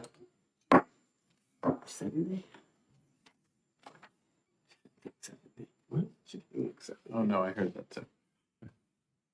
But I don't comment on those No, things I can't. anymore. No. Those days are over. Same thought. It was 146. Oh, good. 145 and 146. 140. I should put my glasses on. I could tell you. 145. Use bills and so on.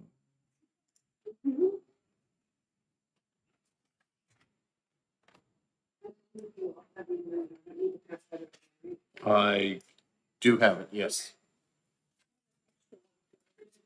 Kevin, do you have I it? think well, Yeah. to replace all, right? Yeah.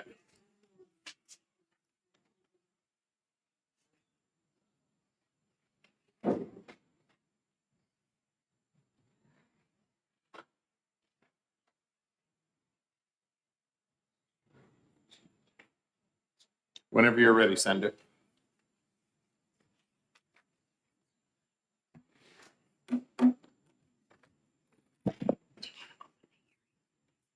What do you send? I'm sorry. Sure, I'm sorry, thank you. We're now opening SB 145. Welcome, Senator Elsham. Thank you. Thank you, Mr. Chair. And for the record, my name is Senator Deborah Altshuler, representing the Seacoast towns of District 24, Exeter, Stratham, Rye, Greenland, Hampton, Northampton, and Hampton Falls. So you have an amendment in front of you, which is a replace all amendment. The bill title is Establishing a Mobile Evidence Collection Unit Pilot Program and providing an appropriation therefore. We are actually moving away from the original model, and I'll tell you why. 1 year ago, I was approached by a survivor of sexual assault. Her name is Madeline. She came to me through a referral from a New Hampshire advocate who works supporting survivors of sexual assault. Madeline was raped on September 7th in 2019 in Nashua. She went to the hospital and went through the arduous and invasive process of the sexual assault evidence collection protocol. She filed a police report against her assailant. The Hillsborough County Attorney's Office did not prosecute the man who raped her. In her words, her life, quote, has never truly been the same. Not only does she know that her assailant is still walking free, but she must live with the feeling that she can no longer trust the very system she thought she could rely on. In conversations with Madeline, she says she feels violated and betrayed, and this is something that she must live with every day of her life. She has fire in her too, and wants to use this horrific experience to help someone else. One of the issues that arose during Madeline's experience with the justice system was the long delay in processing and testing of evidence collection kits. In her own words, when rape kits are not tested, it sends the message to the perpetrators that they commit vicious acts without consequences, and to victims that they will not be believed if they come forward. When rape kits are tested, DNA can be used to identify serial rapists, unknown assailants, and even exonerate someone who was wrongly accused. She went on to say, when rape kits are not tested, it sends a message to perpetrators that they can commit vicious acts of rape and sexual assault without consequence. This past summer, I began working with representatives from the Department of Justice, the Department of Safety, and the New Hampshire Coalition Against Domestic and Sexual Violence to find a way to streamline the process of getting sexual assault evidence collection kits to the state crime lab. Up until just the end of 2024, New Hampshire did not have the full capability of testing evidence for the presence of multiple DNAs. In fact, our evidence collection kits were evaluated here in New Hampshire and then subsequently sent to a lab in Florida for testing. This was a third-party contract that the state had entered into to get evidence processed, as we did not have the appropriate equipment to do it ourselves. This process took anywhere from 16 to 18 weeks. That was after the evidence collection kits had been delivered to the state crime lab in Concord from the responding law enforcement agency. So all totaled, if a law enforcement agency brought the evidence collection kit from their station to the crime lab in Concord within 2 weeks, which is being rather generous considering the history here in New Hampshire, then the crime lab logged it in and arranged to have it sent to Florida another week, where it would be processed and sent back to us 16 to 18 weeks, and then forwarded to the appropriate county attorney's office. The evidence collected at the hospital from that sexual assault would be at minimum 21 weeks old before any of it was available for use by prosecutors. And that is an unconscionable amount of time for a survivor to be waiting for the evidence from their assault to get to a prosecutor's desk. Thanks to funding from the American Rescue Plan Act, New Hampshire now has 4 pieces of testing equipment at the state crime lab capable of testing for DNA. We have ended the third-party contract for this service with the lab in Florida. The new testing equipment went online at the end of 2024.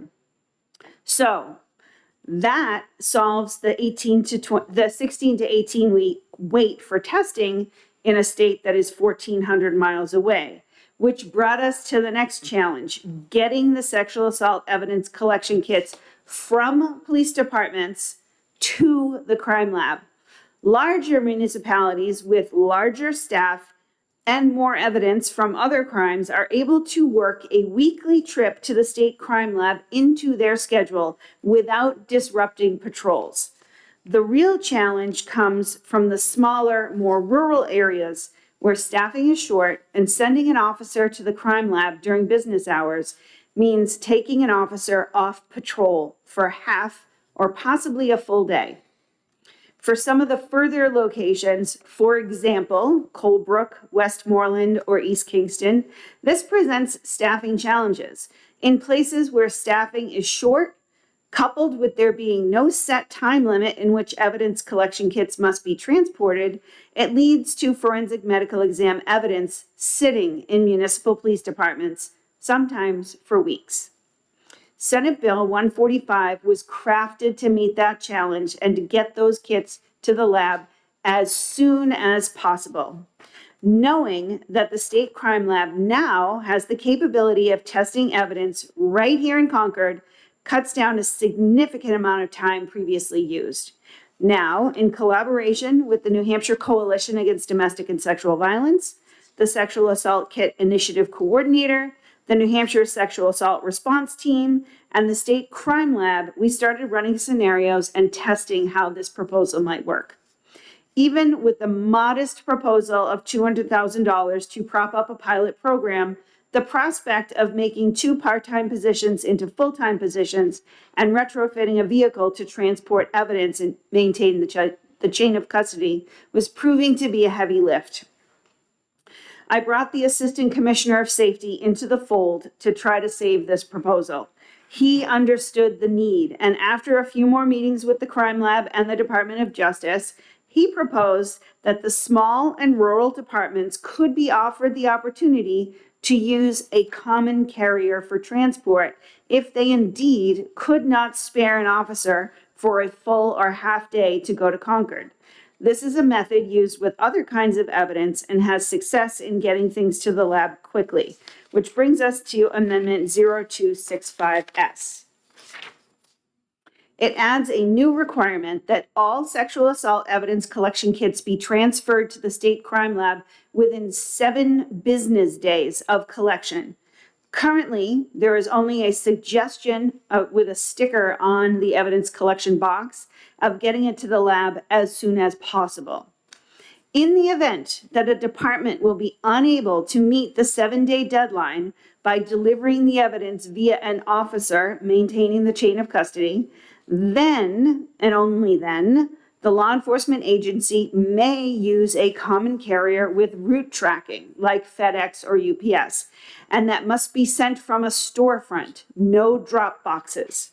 Additionally, when sending evidence, delivery must be to the lab during the lab's business hours to ensure that it is received and cataloged immediately. There was a discussion while we were, going over these proposals with the department, with the Department of Safety about having a carrot and a stick. Like, what do we do about departments out of compliance? And what do we do about departments that might seek to abuse the program? And I will tell you, I told Assistant Commissioner Edwards, I'm going to go full vegetarian on this. All carrot, no stick. Because this pilot program is designed to meet a very specific need, which is getting those evidence collection kits to the crime lab quickly for testing. We understand the issue of taking an officer off patrol to deliver the evidence to Concord is recognized as a real challenge for our smaller rural departments. So this short pilot program gives us an opportunity to expedite and address public safety concerns while evaluating the pilot program. We want to change the culture and incentivize people to get these kits to the lab quickly so that that evidence gets back to their county prosecutors. This effort brings us even closer to getting every kit representing a real person the immediate attention it deserves so that justice can be done. Survivors deserve to have the evidence they allow to be collected off of their bodies, treated with respect and urgency in getting as much information as quickly as possible out of it and brought to a prosecutor. So respectfully, I ask the committee to recommend Senate Bill 145 ought to pass with amendment. Go ahead, Senator. I'm Thank you, happy to Senator. take questions. I appreciate you bringing the bill in. This sounds very admirable, and I'm just curious, now that you have a replace all amendment, is the fiscal note the same, or? No, the fiscal note is actually still in development because, just to be clear about the costs, right? So each kit weighs a little bit different. It's not standard in that a kit weighs X amount because, so you couldn't necessarily pre-print labels, right? Because it has to be weighed. So we would be looking to do a reimbursement. So within the structure of the bill, a law enforcement agency is required to get that evidence to the crime lab in 7 business days. Let's say in your city, you have actually your city and the city of Dover and Portsmouth, they transport stuff to the lab all the time, and it's worked into the schedule. When you're in a smaller department and there's maybe 2 officers to patrol, and then there's an incident or somebody's sick or somebody has to go on leave, there's a real challenge in getting that. Now, what am I going to do? Because I can't take someone off patrol, call in mutual aid. Like, it's a scheduling problem. So we want to offer, okay, understanding, we need you to get that kit up here, so let us help you. You can send it up and then get reimbursed for that. But we want to see that you've made every effort to get it up there in the traditional way. But honor the fact that that can be a real challenge for some of the smaller rural agencies to travel from Colebrook and take someone off the road. So the fiscal note is coming, but it will be reimbursement on sending those kits in. Thank you. You're welcome. Go ahead, Senator. Thank you, Senator. So I'm sure the state of New Hampshire or municipalities have UPS accounts and FedEx accounts, which give you a standard envelope or box, no matter what it weighs, and you pop it in and send it down. In our law firm, we did it all the time all you have to have is an account. And it was pretty nominal, the amount, compared to walking into the UPS store and getting something weighed and sending it. So I guess what I'm saying is, I think that's the path to maybe follow in, if it isn't going to be driven by somebody or possibly a state trooper that is in that area. If either of those ways fail, it seems like just a chain of custody account. Right. Thank you. With respect to, there may be municipalities who do have those accounts. In this amendment, we've specifically outlined that even if you do have that account, you can't weigh it, print out in your department and put it in a drop box. Drop boxes are not, it does have to be brought to a storefront, and it does have to be arranged to be delivered while the crime lab is open. So if an assault happened on a Friday afternoon, like, we need you to hang on to that so that it can be delivered. If you're going to overnight it, don't overnight it for Saturday morning or Sunday. No one's there. It can't be taken in and processed. So that's all outlined here, is that bring it to a storefront location so that the delivery time can be ensured to be during business hours. Yeah, so again, you brought up the chain of custody. Custody, yes. Thinking, don't you want this hand delivered? Ideally, yes. Yes. Ideally, I would love to have that hand delivered. It's not realistic. And because what we're finding is that in order to get those things hand delivered, they sit in police departments waiting for there to be an opportunity to take someone off patrol to go deliver it. And we want to expedite that. And in collaboration with the Department of Safety, we have subsequently learned that other evidence for other crimes is transported via common carrier. And so, yeah, who knew? Now we do. So, Isn't that create? With the common carrier and the tracking, that maintains the chain of custody. And if you think about the way we used to, when we took in the evidence collection kits at the state crime lab and then subsequently sent them to Florida for processing, that chain of custody was maintained through the common carrier because we didn't drive them down. They had to be shipped. So it was maintained through that common carrier with the tracking and in the reverse. So this would be utilizing that already known process to the department, but just within the confines of New Hampshire. Yeah. I think we're all set. Good. Thank you, Senator. All right, thank you. Melissa Staples.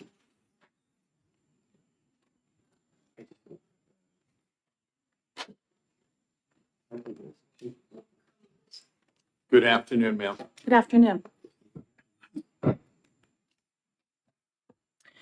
My name is Melissa Staples. I'm the director of the New Hampshire State Police Forensic Laboratory, and I'm happy to speak to this bill. We've had several conversations leading up to this amendment.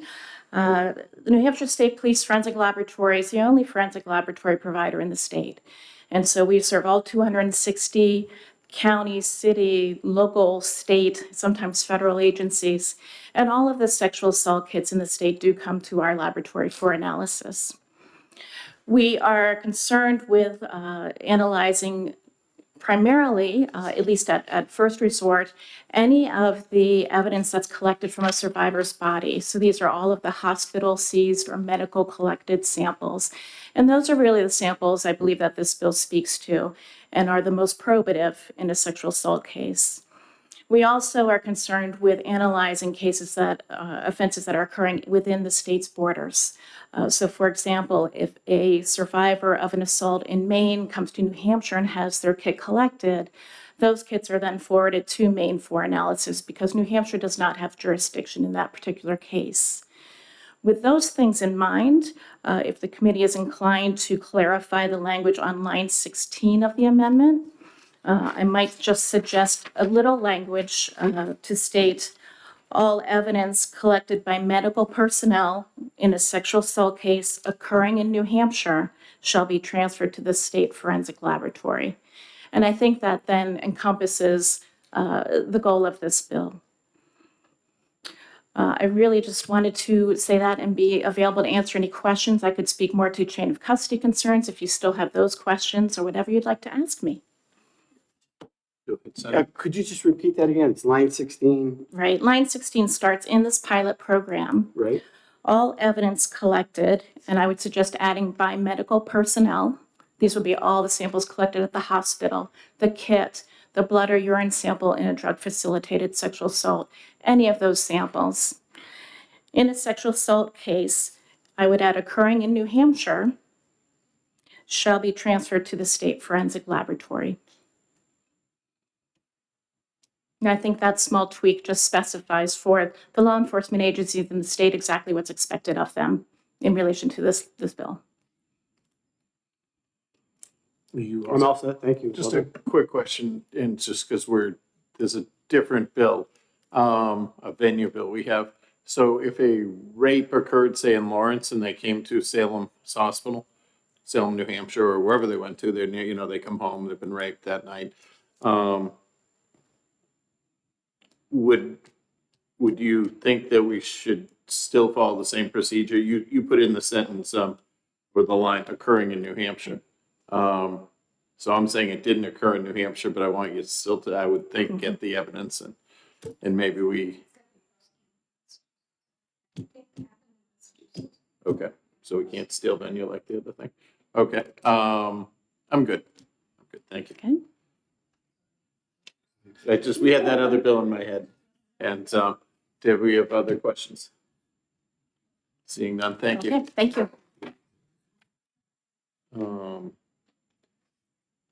Does anyone else wish to testify? Come on up, I'm sorry. No, you probably checked the right thing. My head's in venue.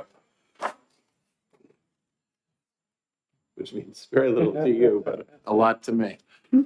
Good afternoon, Mr. Chair, members of the committee. My name is Pamela Keilig, and I'm the Public Policy Specialist at the New Hampshire Coalition Against Domestic and Sexual Violence. The coalition is the umbrella organization for our 12 community-based crisis centers that provide free and confidential services to nearly 15,000 survivors of sexual and domestic violence annually. I'm just here to speak in support of the bill in general and also the amendment and the suggested language that just was mentioned, which would help this bill would help streamline the process through which evidence gets to the state laboratory, as you've heard. I think the previous witnesses have provided a great overview of the need for this, but as you've heard, experts across New Hampshire have worked diligently to strengthen our statewide response to sexual assault. As part of these efforts, the state received funding to establish a sexual assault evidence collection kit tracking system. So we've gone great lengths over the last few years to really have a better understanding of how and where these kits are in the state and ensuring that the evidence gets tested. And we're really grateful for the work of the state crime lab for just prioritizing these important cases. And so I think what's just really important is that survivors regularly share with us how important it is that their sexual assault kits are tested in a timely manner. And so we just really appreciate any efforts that are going to help expedite that process and ensure we still remain in compliance with current protocols and statute. So I'm happy to answer any questions, but I think there are other folks in the room that are more qualified to speak to the technical pieces of this. But on principle, we just are really grateful that this has been brought forward and that folks have come together to problem solve around this issue. Thanks, Ms. Kelly. Do we have any questions? Seeing none, thank you. Great, Does anyone thank you. else wish to testify on SB 145? Seeing none, I'll end the hearing. Motion to move into exec? My only question, should I get Sharon first? Yeah.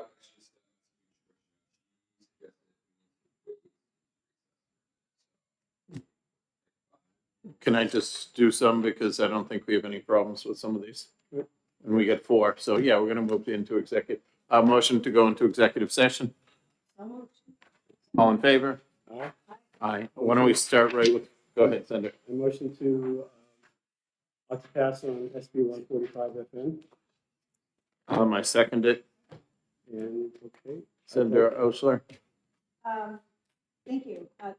Yep, I'd like to move amendment 2025-0265X. Second. Any discussion? Yes. Uh, Thank you. That's what I was just gonna say. Yep. Could we please add in the changes and just say them out loud on line 16 after the word collected, insert by medical personnel.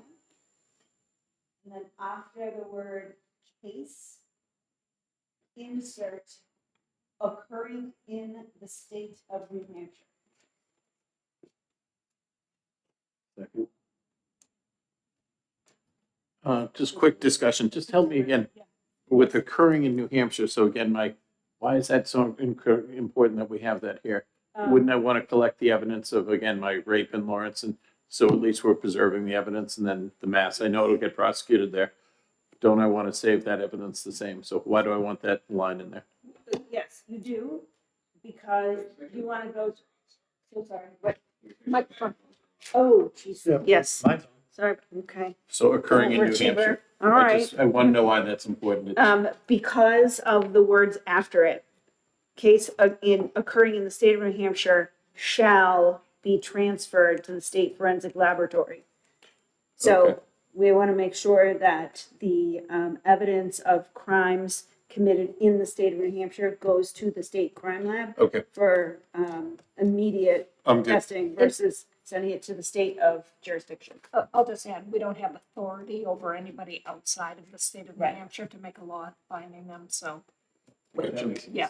Okay, If we put nothing in there, it would have the same effect, but gotcha. Okay. it makes it clear for people. Okay. Let's see. We're moving on the amendment, correct? Second, all in favor of the amendment? Aye. Aye. Move to pass as amended. Second.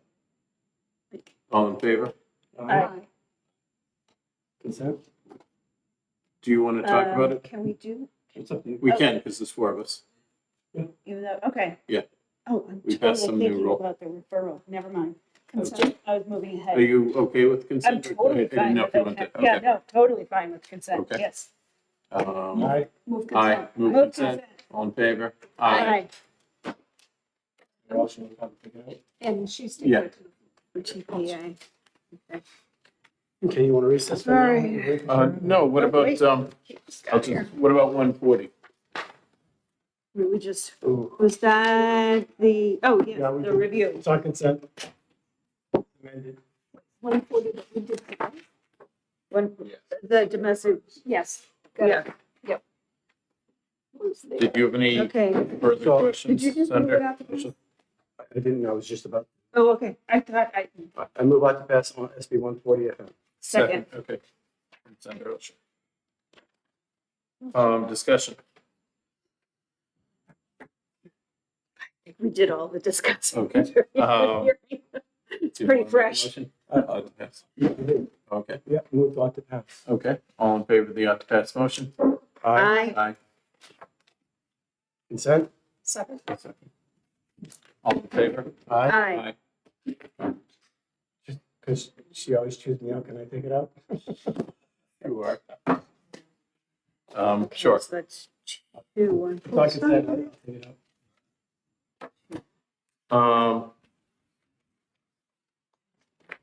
Pete, do you have a problem? I know, So, it is. Can I, Exactly. can I talk before, while we're still in executive session? You're the boss. Yeah, I'm getting to be the boss. I thought, some of these were easier than others. And if you guys don't have an objection, he's pointing to one. From today? No. Are you talking about today or No, the I'm list not gonna that you do, sent out? no, I meant, the ones I was looking at were 41, 143, 54, 289, and 149, and 58. Are any of those not ready for any of you guys? Which one?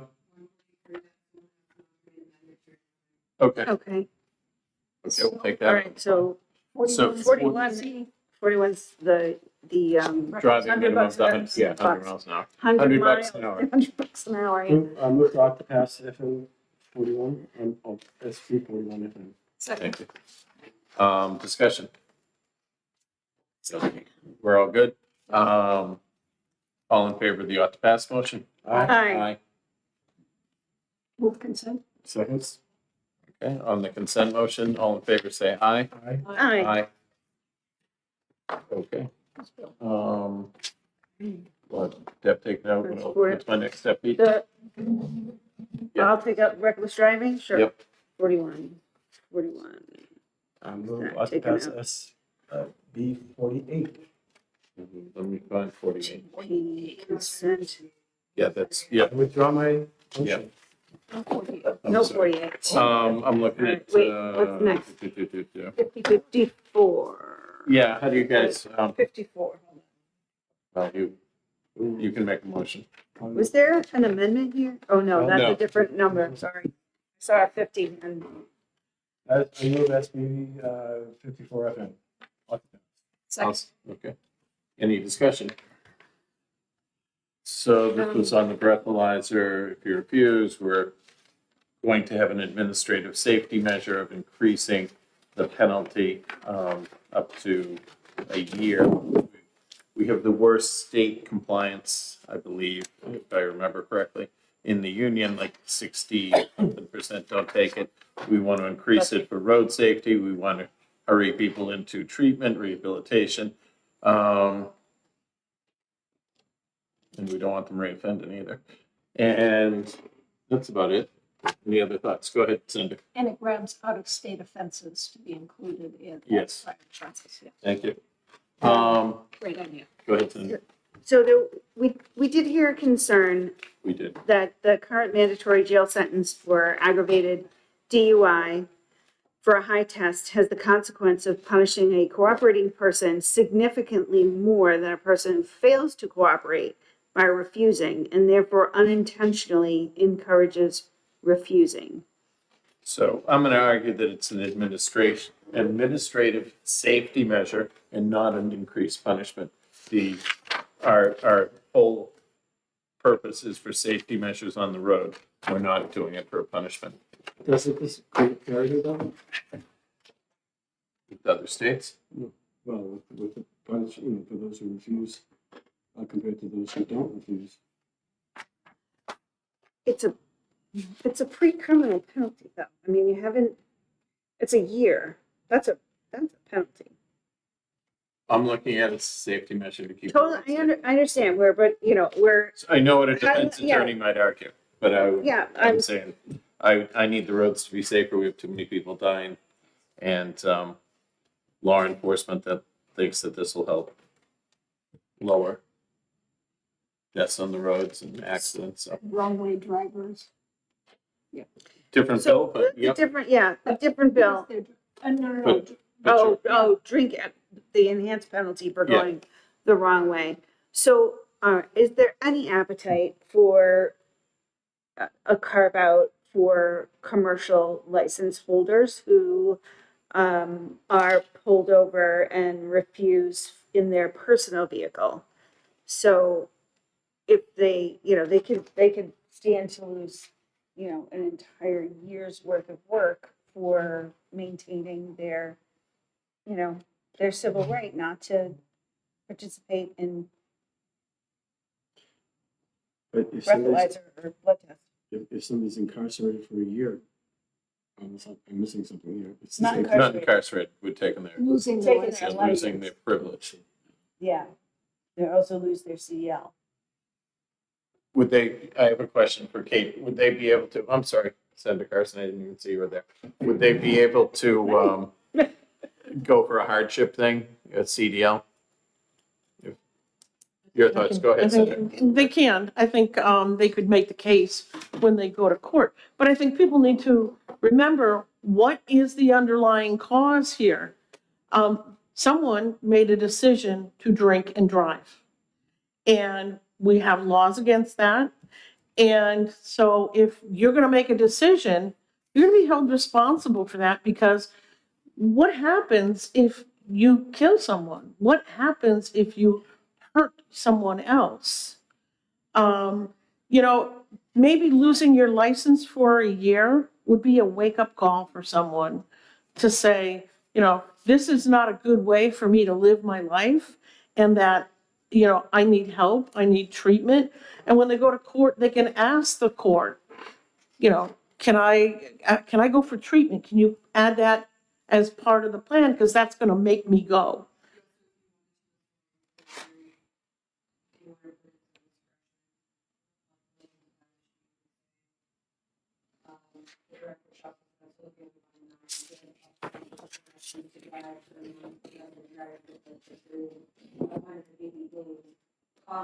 And may suspend it for up to 1 year. As in, so they have to give them the current law, but have the option to go up to a year if they so And may I continue? Yes. And quite frankly, having that option, I think, is important, because you have multiple offenders. Someone who had already had driven while they were drunk and caused some sort of an accident or something happened. And usually they, you know, they go pay a fine. There might be some other things that happen, but then it happens again. And we know that it happens again and again and again and again. And at what point do we say, okay, enough is enough? Do we wait until there's a really horrific accident? I heard our good friend Senator Altshuler talk about driving the wrong way. That just happened last week. I mean, I think we all saw the video of this individual just calmly going down the road, and you just kind of go, wow. But this is about someone who refuses a breathalyzer.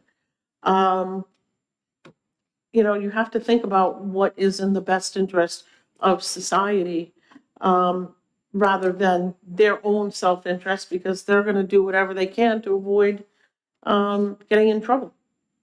Driving is a privilege, not a right. So I'm not really looking for a carve-out myself. I don't think you are. No. And Would there be any appetite for amending line 10 of, you know, saying that the director shall suspend his or her license to drive or a non-resident driving privilege for a period of 180 days or up to 1 year, and put some judicial discretion in there? Senator, could you For the tell me, director. are you looking at page? I'm looking at page 1, Okay, lines 9 and 10. okay. It is, it's a parentheses 1.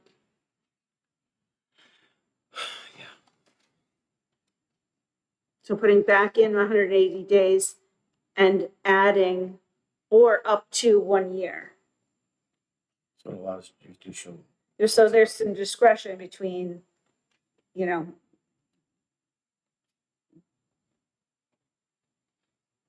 between these two hard stop options. I can concede to that.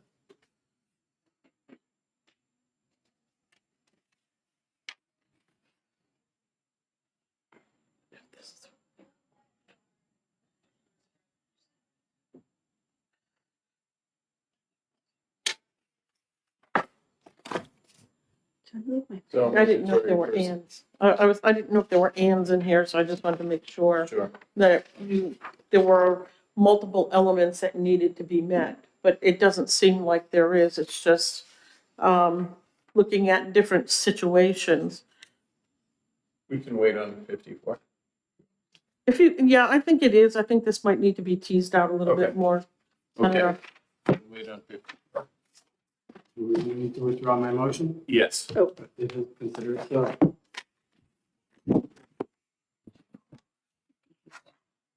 So.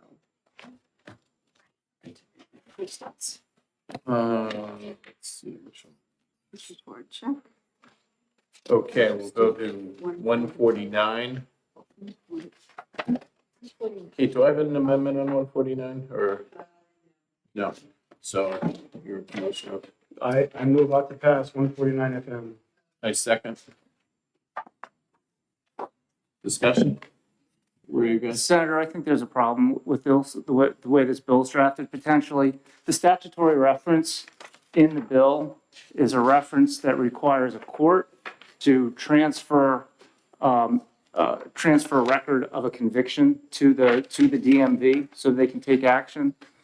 So it's not really a thing that a person violates. If they're violating anything, it would be an order that the person's license be suspended. So it doesn't say that. The other thing is that I believe this is has to do with prior offenses, and we already have a subsequent offense statute that operates independently that's harsher than aggravated DWI.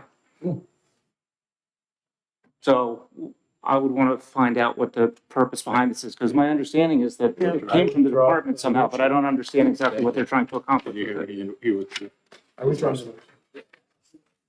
Yeah, no, I'm fine with that. I think it needs more work.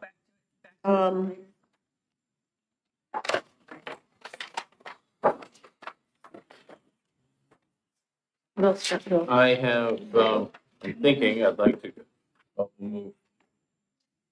Can I discuss before or do I have to bring the bill in first? Bring it in first. Okay. Since Norris is here, we'll go to 289.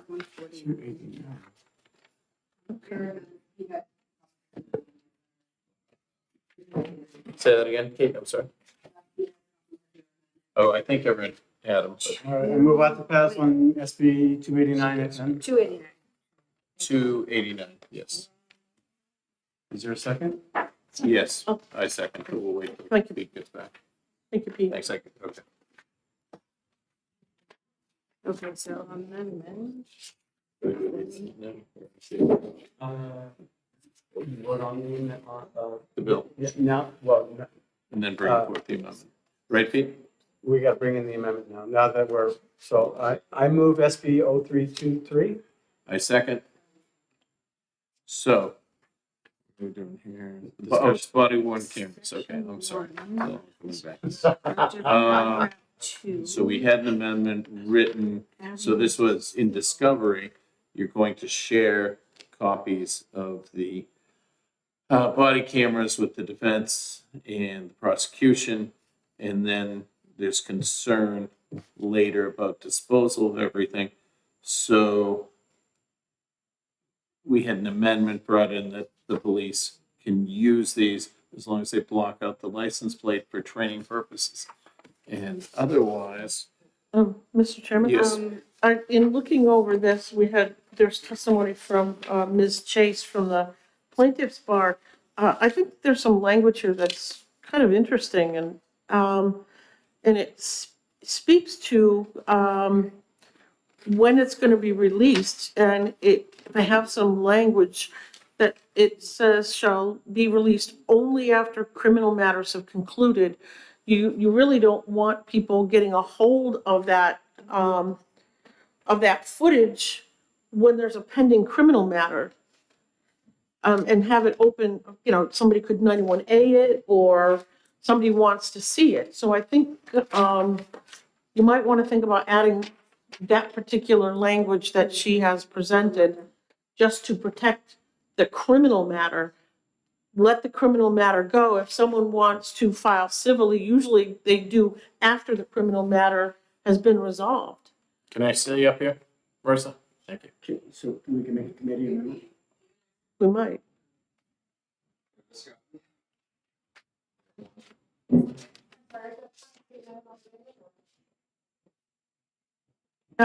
Ms. Chase, this does not reflect any. I thought this was your amendment. I just saw it for the first time I'm sitting here. Oh, So I sorry, thought this no. was your amendment brought in. No, That's I why did thought it I did included submit what's that there. amendment language to Mr. Mulvey and to Ms. Littman. So So I is believe, there I another one? believe it's with OLS, but I would I know thought the it was here, process. that's what I thought. I wouldn't, Oh, Okay. I don't care what they do in training. yeah, so no, I thought we were all set because I thought it was your amendment. Oh, okay. We don't have it, Pete?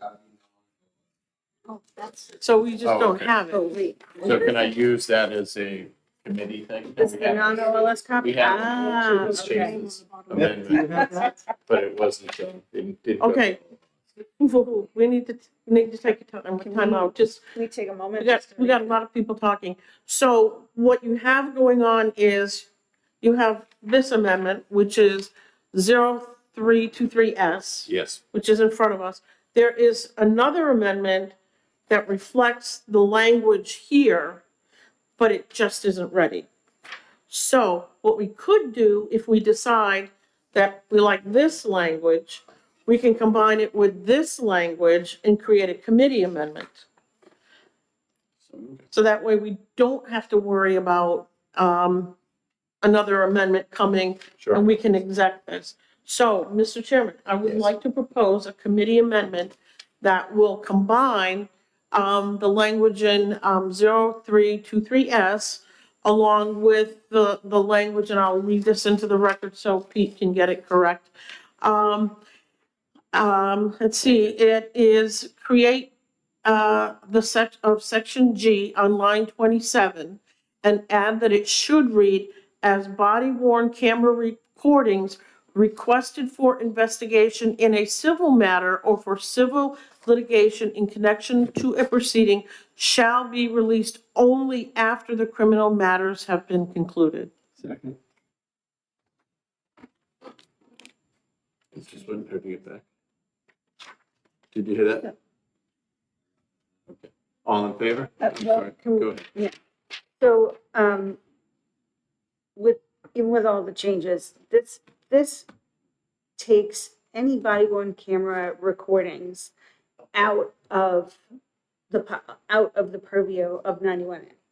So, In civil matters, right? no, and criminal. In this, in the non-approved amendment, it does have criminal. So I'm uncomfortable with taking right to know out, off the table. It just creates, it's not a transparent way of of using these body cameras. Yeah, it just, Go ahead. they should be available for view. I mean, I'm not necessarily advocating that we have to make copies and send them out on flash drives, but they should be available to view, to be seen. So Senators, it's my understanding, this bill was not brought forth at my request, but I did work with the groups that were here testifying in support, which are the county attorneys. And Yep. it's my understanding from my members as well that currently a lot of what gets captured on body worn cameras is not usable in a criminal or a civil proceeding. So this is actually enabling legislation to allow that information to be used. That's all I know. So Right. this allows it to. Thank you. Yeah. So if I can, Senator, think about someone who has been accused of a crime. Say they've killed somebody with a knife. You would not be able to 91A that evidence during the trial. It would only be afterwards. I mean, you could see maybe pictures once it was introduced into evidence, but we don't routinely 91A evidence in criminal trials because it's sensitive information. I don't know who in their right mind would want to see a picture of someone who was stabbed multiple times. Things of that nature.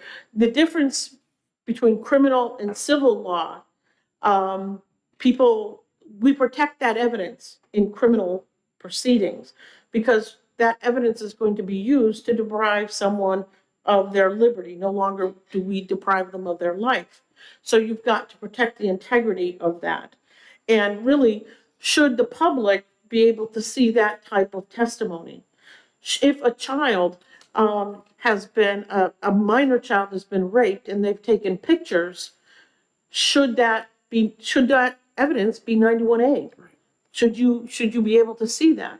No, we don't do that. But a civil trial is a different matter. You don't have the same rights and protections in a civil trial as you do in a criminal trial. So if you look at what this does, this protects the integrity of the body-worn camera during a criminal trial. After that, it's open for a civil trial. And people can look at it, they can do whatever they want. But you just need to preserve that for a criminal trial. Senator Reardon has a question. Go ahead, Senator. So I agree with you, and I agree that's the proper process that should be happening. This does provide that body-worn camera recordings will be destroyed after, which is a change in policy right now. TikTok will go out of business now that there's not a million, traffic stops out there. So that I think is the change in policy. Yeah. That's here. Yeah, and if I may, Mr. Chairman, oftentimes when people get stopped by the police, they're not at their best. And as we all know, stuff on the internet is forever. And, you want to try to help people as much as you can. You don't want to see people have meltdowns and things of that nature. And I understand that. And you do have people that want to see pictures of an automobile accident with dead people. I mean, we had to pass a law a few years ago about photographers coming up to accidents and taking pictures and protecting that and not putting them out in the public. So these are body-worn cameras worn by the police, and you just want to protect that during a criminal trial. And if it gets destroyed afterwards, unless there's a request there's going to be a civil trial, and believe me, the attorneys will have that all lined up, ready to go right after a criminal trial. Is it possible also that innocent people that are just happen to be in the view of the camera get caught up into this, and with no fault of their own, they just happen to be close by, and they just get captured in this video, and now all of a sudden they're part of this whatever, and that goes out on TikTok too as well. So we need to keep that in mind, that we have to protect innocent bystanders, whether it's a child or just somebody who just happened to be walking by and they're caught on the camera. Now what? Are they as part of the crime scene and part of a 91A? Like, oh, what were you doing there? Now you have to explain. So that's a concern of mine. Well, Yeah. I'm sorry, I'm not the chair. It's It's hard you. for me. Thank you. No, you get me there. My concern in not having 91A access to body-worn cameras is encapsulated by what happened in July of 2024 to Sonia Massey. Had we not had access to that body-worn camera, then the manner in which she was shot in her own home after calling 911 for help, we wouldn't know this. It would be that information would be locked down. And I don't think that serves the public in locking down that information. That's, part of the reason that we asked for body-worn cameras was to increase that transparency between law enforcement's point of view and the point of view of people who are encountering law enforcement. And we have to acknowledge that sometimes it goes sideways. And we have subsequently learned Sonia Massey's mother had reached out and said, please send a certain type of person to respond. And that was not necessary. That wasn't acknowledged. And we only know about what happened in that house because we have access to the body-worn camera. And I don't think it's appropriate for us to lock down all of that data away from the view of the public. So for that reason, I can't support this. I'm in a quandary because I just heard something I agree with. I agree with her. I think all three of you have identified important values that you need to juggle to resolve this body-worn camera dispute.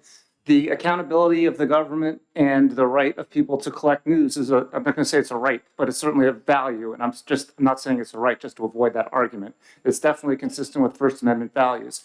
It's also consistent with our notions of privacy, that random individuals who happen to be walking down the street aren't subject to government surveillance and then have their whereabouts broadcast to the world. That's privacy is an important value, and the privacy rights of victims who are recorded having horrible things happen to them may deserve better than having them at their worst moment broadcast out to the world. I think all three of those are valid and legitimate issues to address, and at some point, there's going to have to be trade-offs made among competing positive values. So we're all right. The senators are all right. You hit that? You're Yeah, right. can we put that, do you have that down, Pete? Like, you see that agreement right there? It's, yeah. If I- Go ahead, yes. Senator Altshuler, I'm looking at the bill, and I'm looking on the first page on line 13. It says, "No party shall further copy or distribute body-worn camera recordings without a court order, except for the sole purpose of having an expert or other professional consultant provide analysis." Do you think, would that suffice your 91A questions, that if somebody wants to get this, that the court is the one who's going to make the decision whether or not to release it? But what were it to destroy it after? I think that's a reference to an expert in a criminal case, an Okay, expert so- witness, not right. just somebody who knows something out in the world. So let me ask you, may I ask Mr. Levin a question? Do you think that there should be two tracks here, one for criminal and the other for civil? Because it seems like we're trying to mix the two, and I don't know if we can actually do that. Possibly, but I mean, it would all depend how it shaped out, really, I think. But are the police even involved if it's civil? I mean, if you. If they're defendants, they are. Yeah. So, Well, may I respond? Senator Reardon, it's like, you've got a parking space out here, and somebody runs into your car, damages your car. A policeman happened to be standing there and he caught it all on videotape. Is that a crime, or it's more of a civil matter? I mean, if the person was drinking, then it becomes a crime, but you're going to sue that person for damages for damaging your car. That's a civil matter. so I have the ability in here to preserve that body-worn camera for a civil matter. After the conclusion, the police write a police report, determine that there's no violation or anything like Yeah. that. I have the right to preserve that, right? That's, I just want to make sure here. that's the line. Yeah. Yeah. You can, because again, and I refer to the language Ms. Chase gave us, it should read, body-worn camera recordings requested for investigation in a civil matter or civil litigation. The lawyers would queue you up for that. So they would go in and say, we want this. I would hope they wouldn't have to get a court order because it's a civil matter, but they might have to. But it's, 91A. And again, and I looked at this other thing, and this is looking at, because they're basically just talking about criminal. If you look on line 17, line C, body-worn camera recording shall only be accessed for case-related purposes. So you can't have somebody go on a fishing expedition.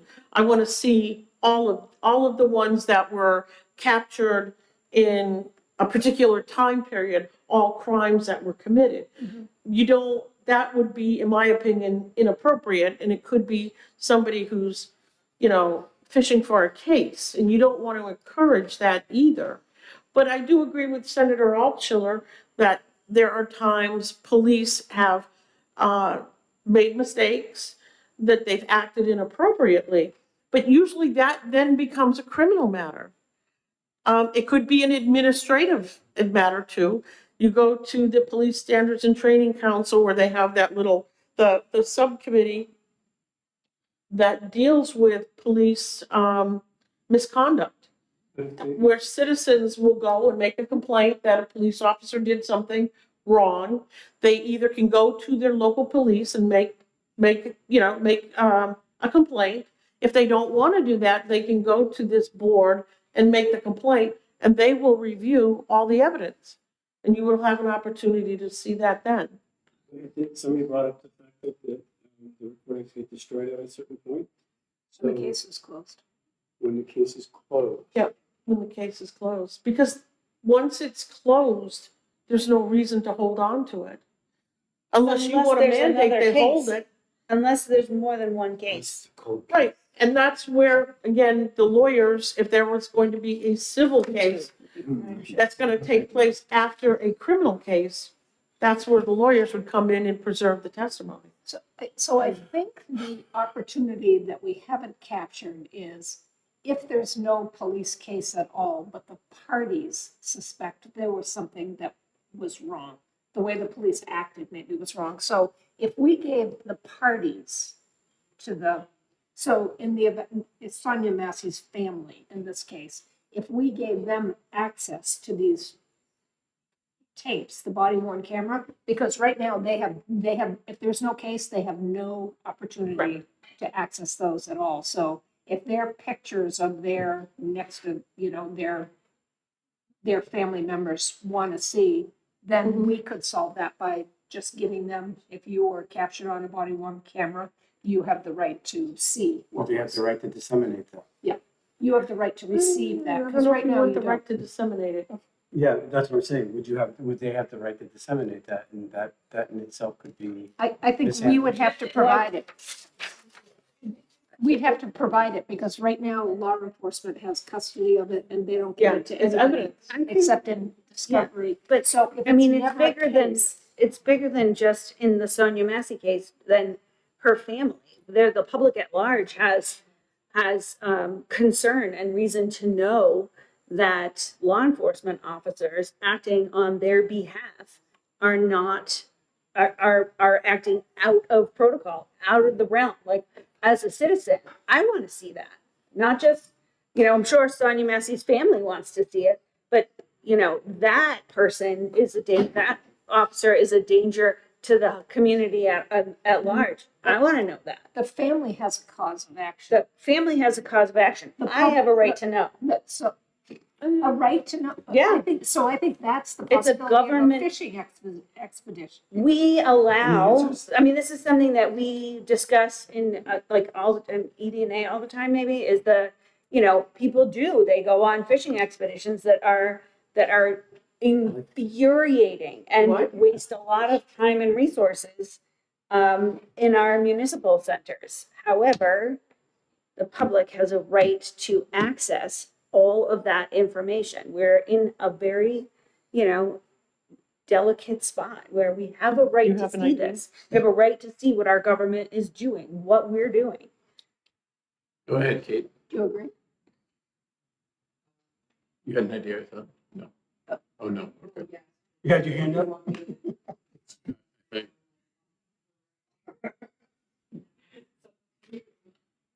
No. So we should put this aside. I think you should. I withdraw my motion. So, Until you figure it out. Okay. But listen, we did this last year. And that's, what did we do? We didn't, I don't remember, On body worn cameras? Yeah. That was something, my recollection is that a couple of the county attorneys came in and they had Yeah. concerns with being able to simply disclose it to defense counsel instead of making the lawyers come over and sit in the office and look at the one recording, which Yeah. was silly. Yeah. Yeah. No, I don't think we sent it to the House. I think I don't remember. I don't remember. We told them that they had to work on it. Kate? But think about this for a second, though. What was I gonna say now? People do go to a police department and they complain about police behavior. They'll say, oh, the police officer was rude to me, or the police officer sexually harassed me, or something like that. And the purpose of having a body camera is it catches that exchange between the police and whoever they've stopped. The person goes in and makes the complaint. They can go and take a look at it and they can show it to the person.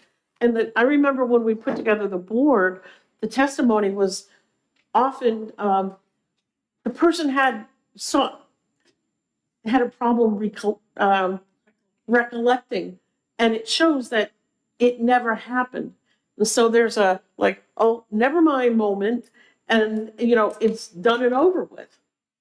So I was just going to say, destroying the video means that a police officer may be losing evidence Right. of not engaging in bad behavior when faced with that accusation as well. right, yeah, but that's why when we talked about the body worn camera, it was, it protects both the police and it protects the people that they come into contact with as well. So we get rid of the destroying of the evidence? Well, I think this might need a little bit more work. So what's 58 with venue. Are we okay for that? limitations if it's, So we're in okay fact, to do it somebody's gonna make a claim against the police? The civil statute of limitations for almost everything is 3 years. The statute of limitations for misdemeanor cases is 1 year, and the statute of limitations for felonies is generally 6 years. So they're all over the place in a very unhelpful way in this context. Yeah. So we technically should keep them at least for the length of the statute of limitations. That was one of my ideas, was to tie it to the statute of limitations based on the crime that was charged for, like, related to that video, and also to prevent the destruction of any body worn camera related to any allegations of police misconduct. But those allegations of police misconduct could come at 5.5 years after the event. Right. But they would know that in theory. Unless there's a case building that over time, that if we're talking about multiple people with allegations against a particular officer or unit, then that can be built up over time, and the statute of limitations is Mr. Chairman, much too short. Can I make a suggestion? There's a pending motion about to pass. You would. You withdrew it. Can I make a motion to retain? Because I think this needs a lot more work. Re-refer? I know, it's, for the first year, it is for the committee, it's re-refer. So to re-refer, and that way people can continue to work on this and it'll come out next year. Sure. Yeah, There's a lot of tension. yeah, Yeah. I second that. okay. Senator Reardon, Senator Altshuler, did you hear that? Okay, Brilliant. okay. Love it. All in favor? Aye. Opposed? Consent? Second. All in favor of the consent motion? Aye. Aye. Okay, I'll take it up. Okay. The motion to move SB 58, FN, ought to pass? I'm sorry, which second. one did you just I'm move? sorry, 58, 58. which is the venue one on, 50. we were talking if, Here it is. someone. Nobody yet? I did. Is there And there's an amendment, yes. Yes, there is. It's amendment 0218. Second? I believe it's 0218S. Okay. And so we were talking venue, so if someone sold fentanyl in Massachusetts, person comes up and dies in New Hampshire or other elements, we could get them in New Hampshire. Or even Belknap or Merrimack County. What's that? Or even if it was Belknap. Or even if it was another county, sure. If it was another county, it would, and I don't know.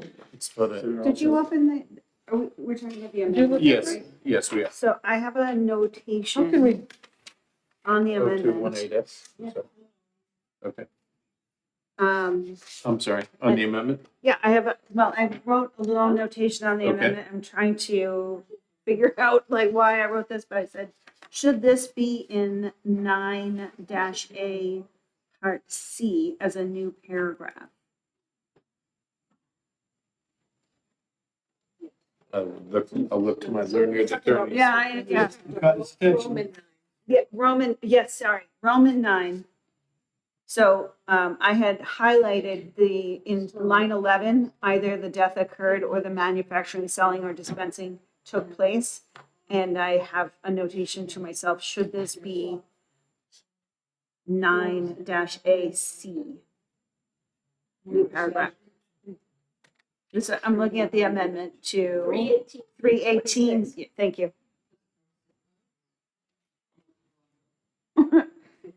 58, Amendment 0218S.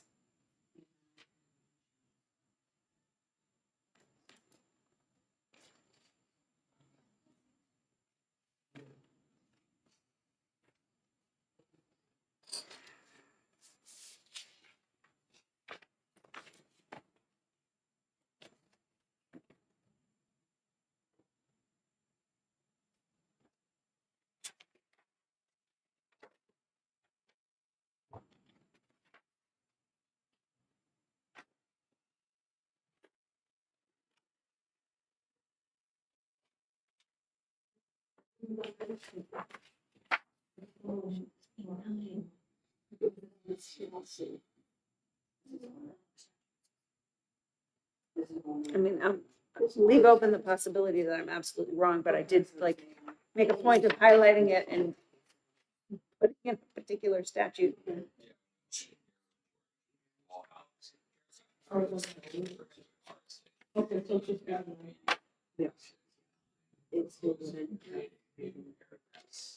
Ah, that was, okay. That is what I'm referring to. Thank you so much. Where, so that's on page 2 of the committee report. 9 is,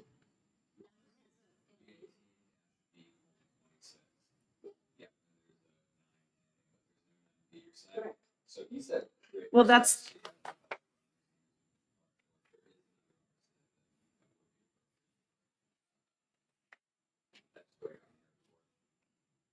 So, and this is a new, no, it'd be a new paragraph. So this is a new paragraph. So, And then it should this would be be Roman- a second C Roman 9, dash C. there's no B now, so. No, the B is proposal, moving this to Oh, add, to a new- add a add new one, paragraph. yes, So add one, not right now, replace it. it's Roman 9 dash B, it should be Roman 9 parens B. And then. Oh, wait. Roman 9, who is it? There's Roman 9 parens A, the objection to inflation, blah, blah, blah, would not have occurred, and B, the death was not approved. Oh, wait, here's Roman 9 dash A. I stand corrected. So it's not, it wouldn't be parens.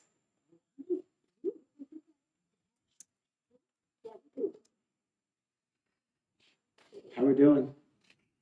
Dash B. Which commenced from the jurisdiction where. So where's his new paragraph? Is C becomes. This is the new paragraph proposed in Senator Pearl's amendment. Yep. So this is this a prosecution for the offense under paragraph 9 section may be commenced in the jurisdiction where Semicolon. either death occurred or, so he wants a C, the manufacturing, selling, or dispensing. Help is on the of way. goods here.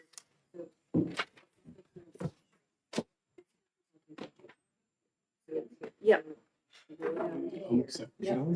No. What? It's not usually. At least he was an attorney. Commenced in the jurisdiction where the death occurred. And then, So the difference, which is not. yeah. But she's saying, then there'd be a new paragraph. Is there a problem? This is Roman. I don't 9 think so. C that is for Yeah. That was the note. I mean, it's necessary. It doesn't, So, you know, I think it's. you don't need to. It's in the grade, but it's the- Okay. Not necessary. Hates my glasses. Oh, yeah, Thank you yeah. for the clarification. Yeah, I've been there. All right, I've been in one. all right. Question asked and answered. Okay. Tell me what happened. I propose nothing. Okay. Yeah, the answer to the question from the county attorney is, yeah, Okay. we have figured out does not. The amendment is moved and Okay. seconded. All in favor of amendment 0218S? Am I on the right one? Aye. Aye. Aye. I move on to pass as amended. Second. Or whoever second. Discussion? No? No discussion. All in favor? All right, consent. Second. Wild. All in favor of the Wild. consent motion? Aye. Aye. I'll take it. Thanks, Pete. That's like 6. We're good. It was painful. Sorry. That was 58. 58. Seconded. He motioned we move out. I seconded. All in favor of moving out of exec? Aye. Aye. Very good. Adjourn. All in favor, say aye. Aye. Who's taking out 58? Gannon, okay. Thank you, this was fun. For real. No, it's. Plus one of the ones from, one or two of the ones from today. I mean, do we executive? Just, Okay. so we did 2 from today, Um, plus 5. We're doing, Wasn't that when, bad?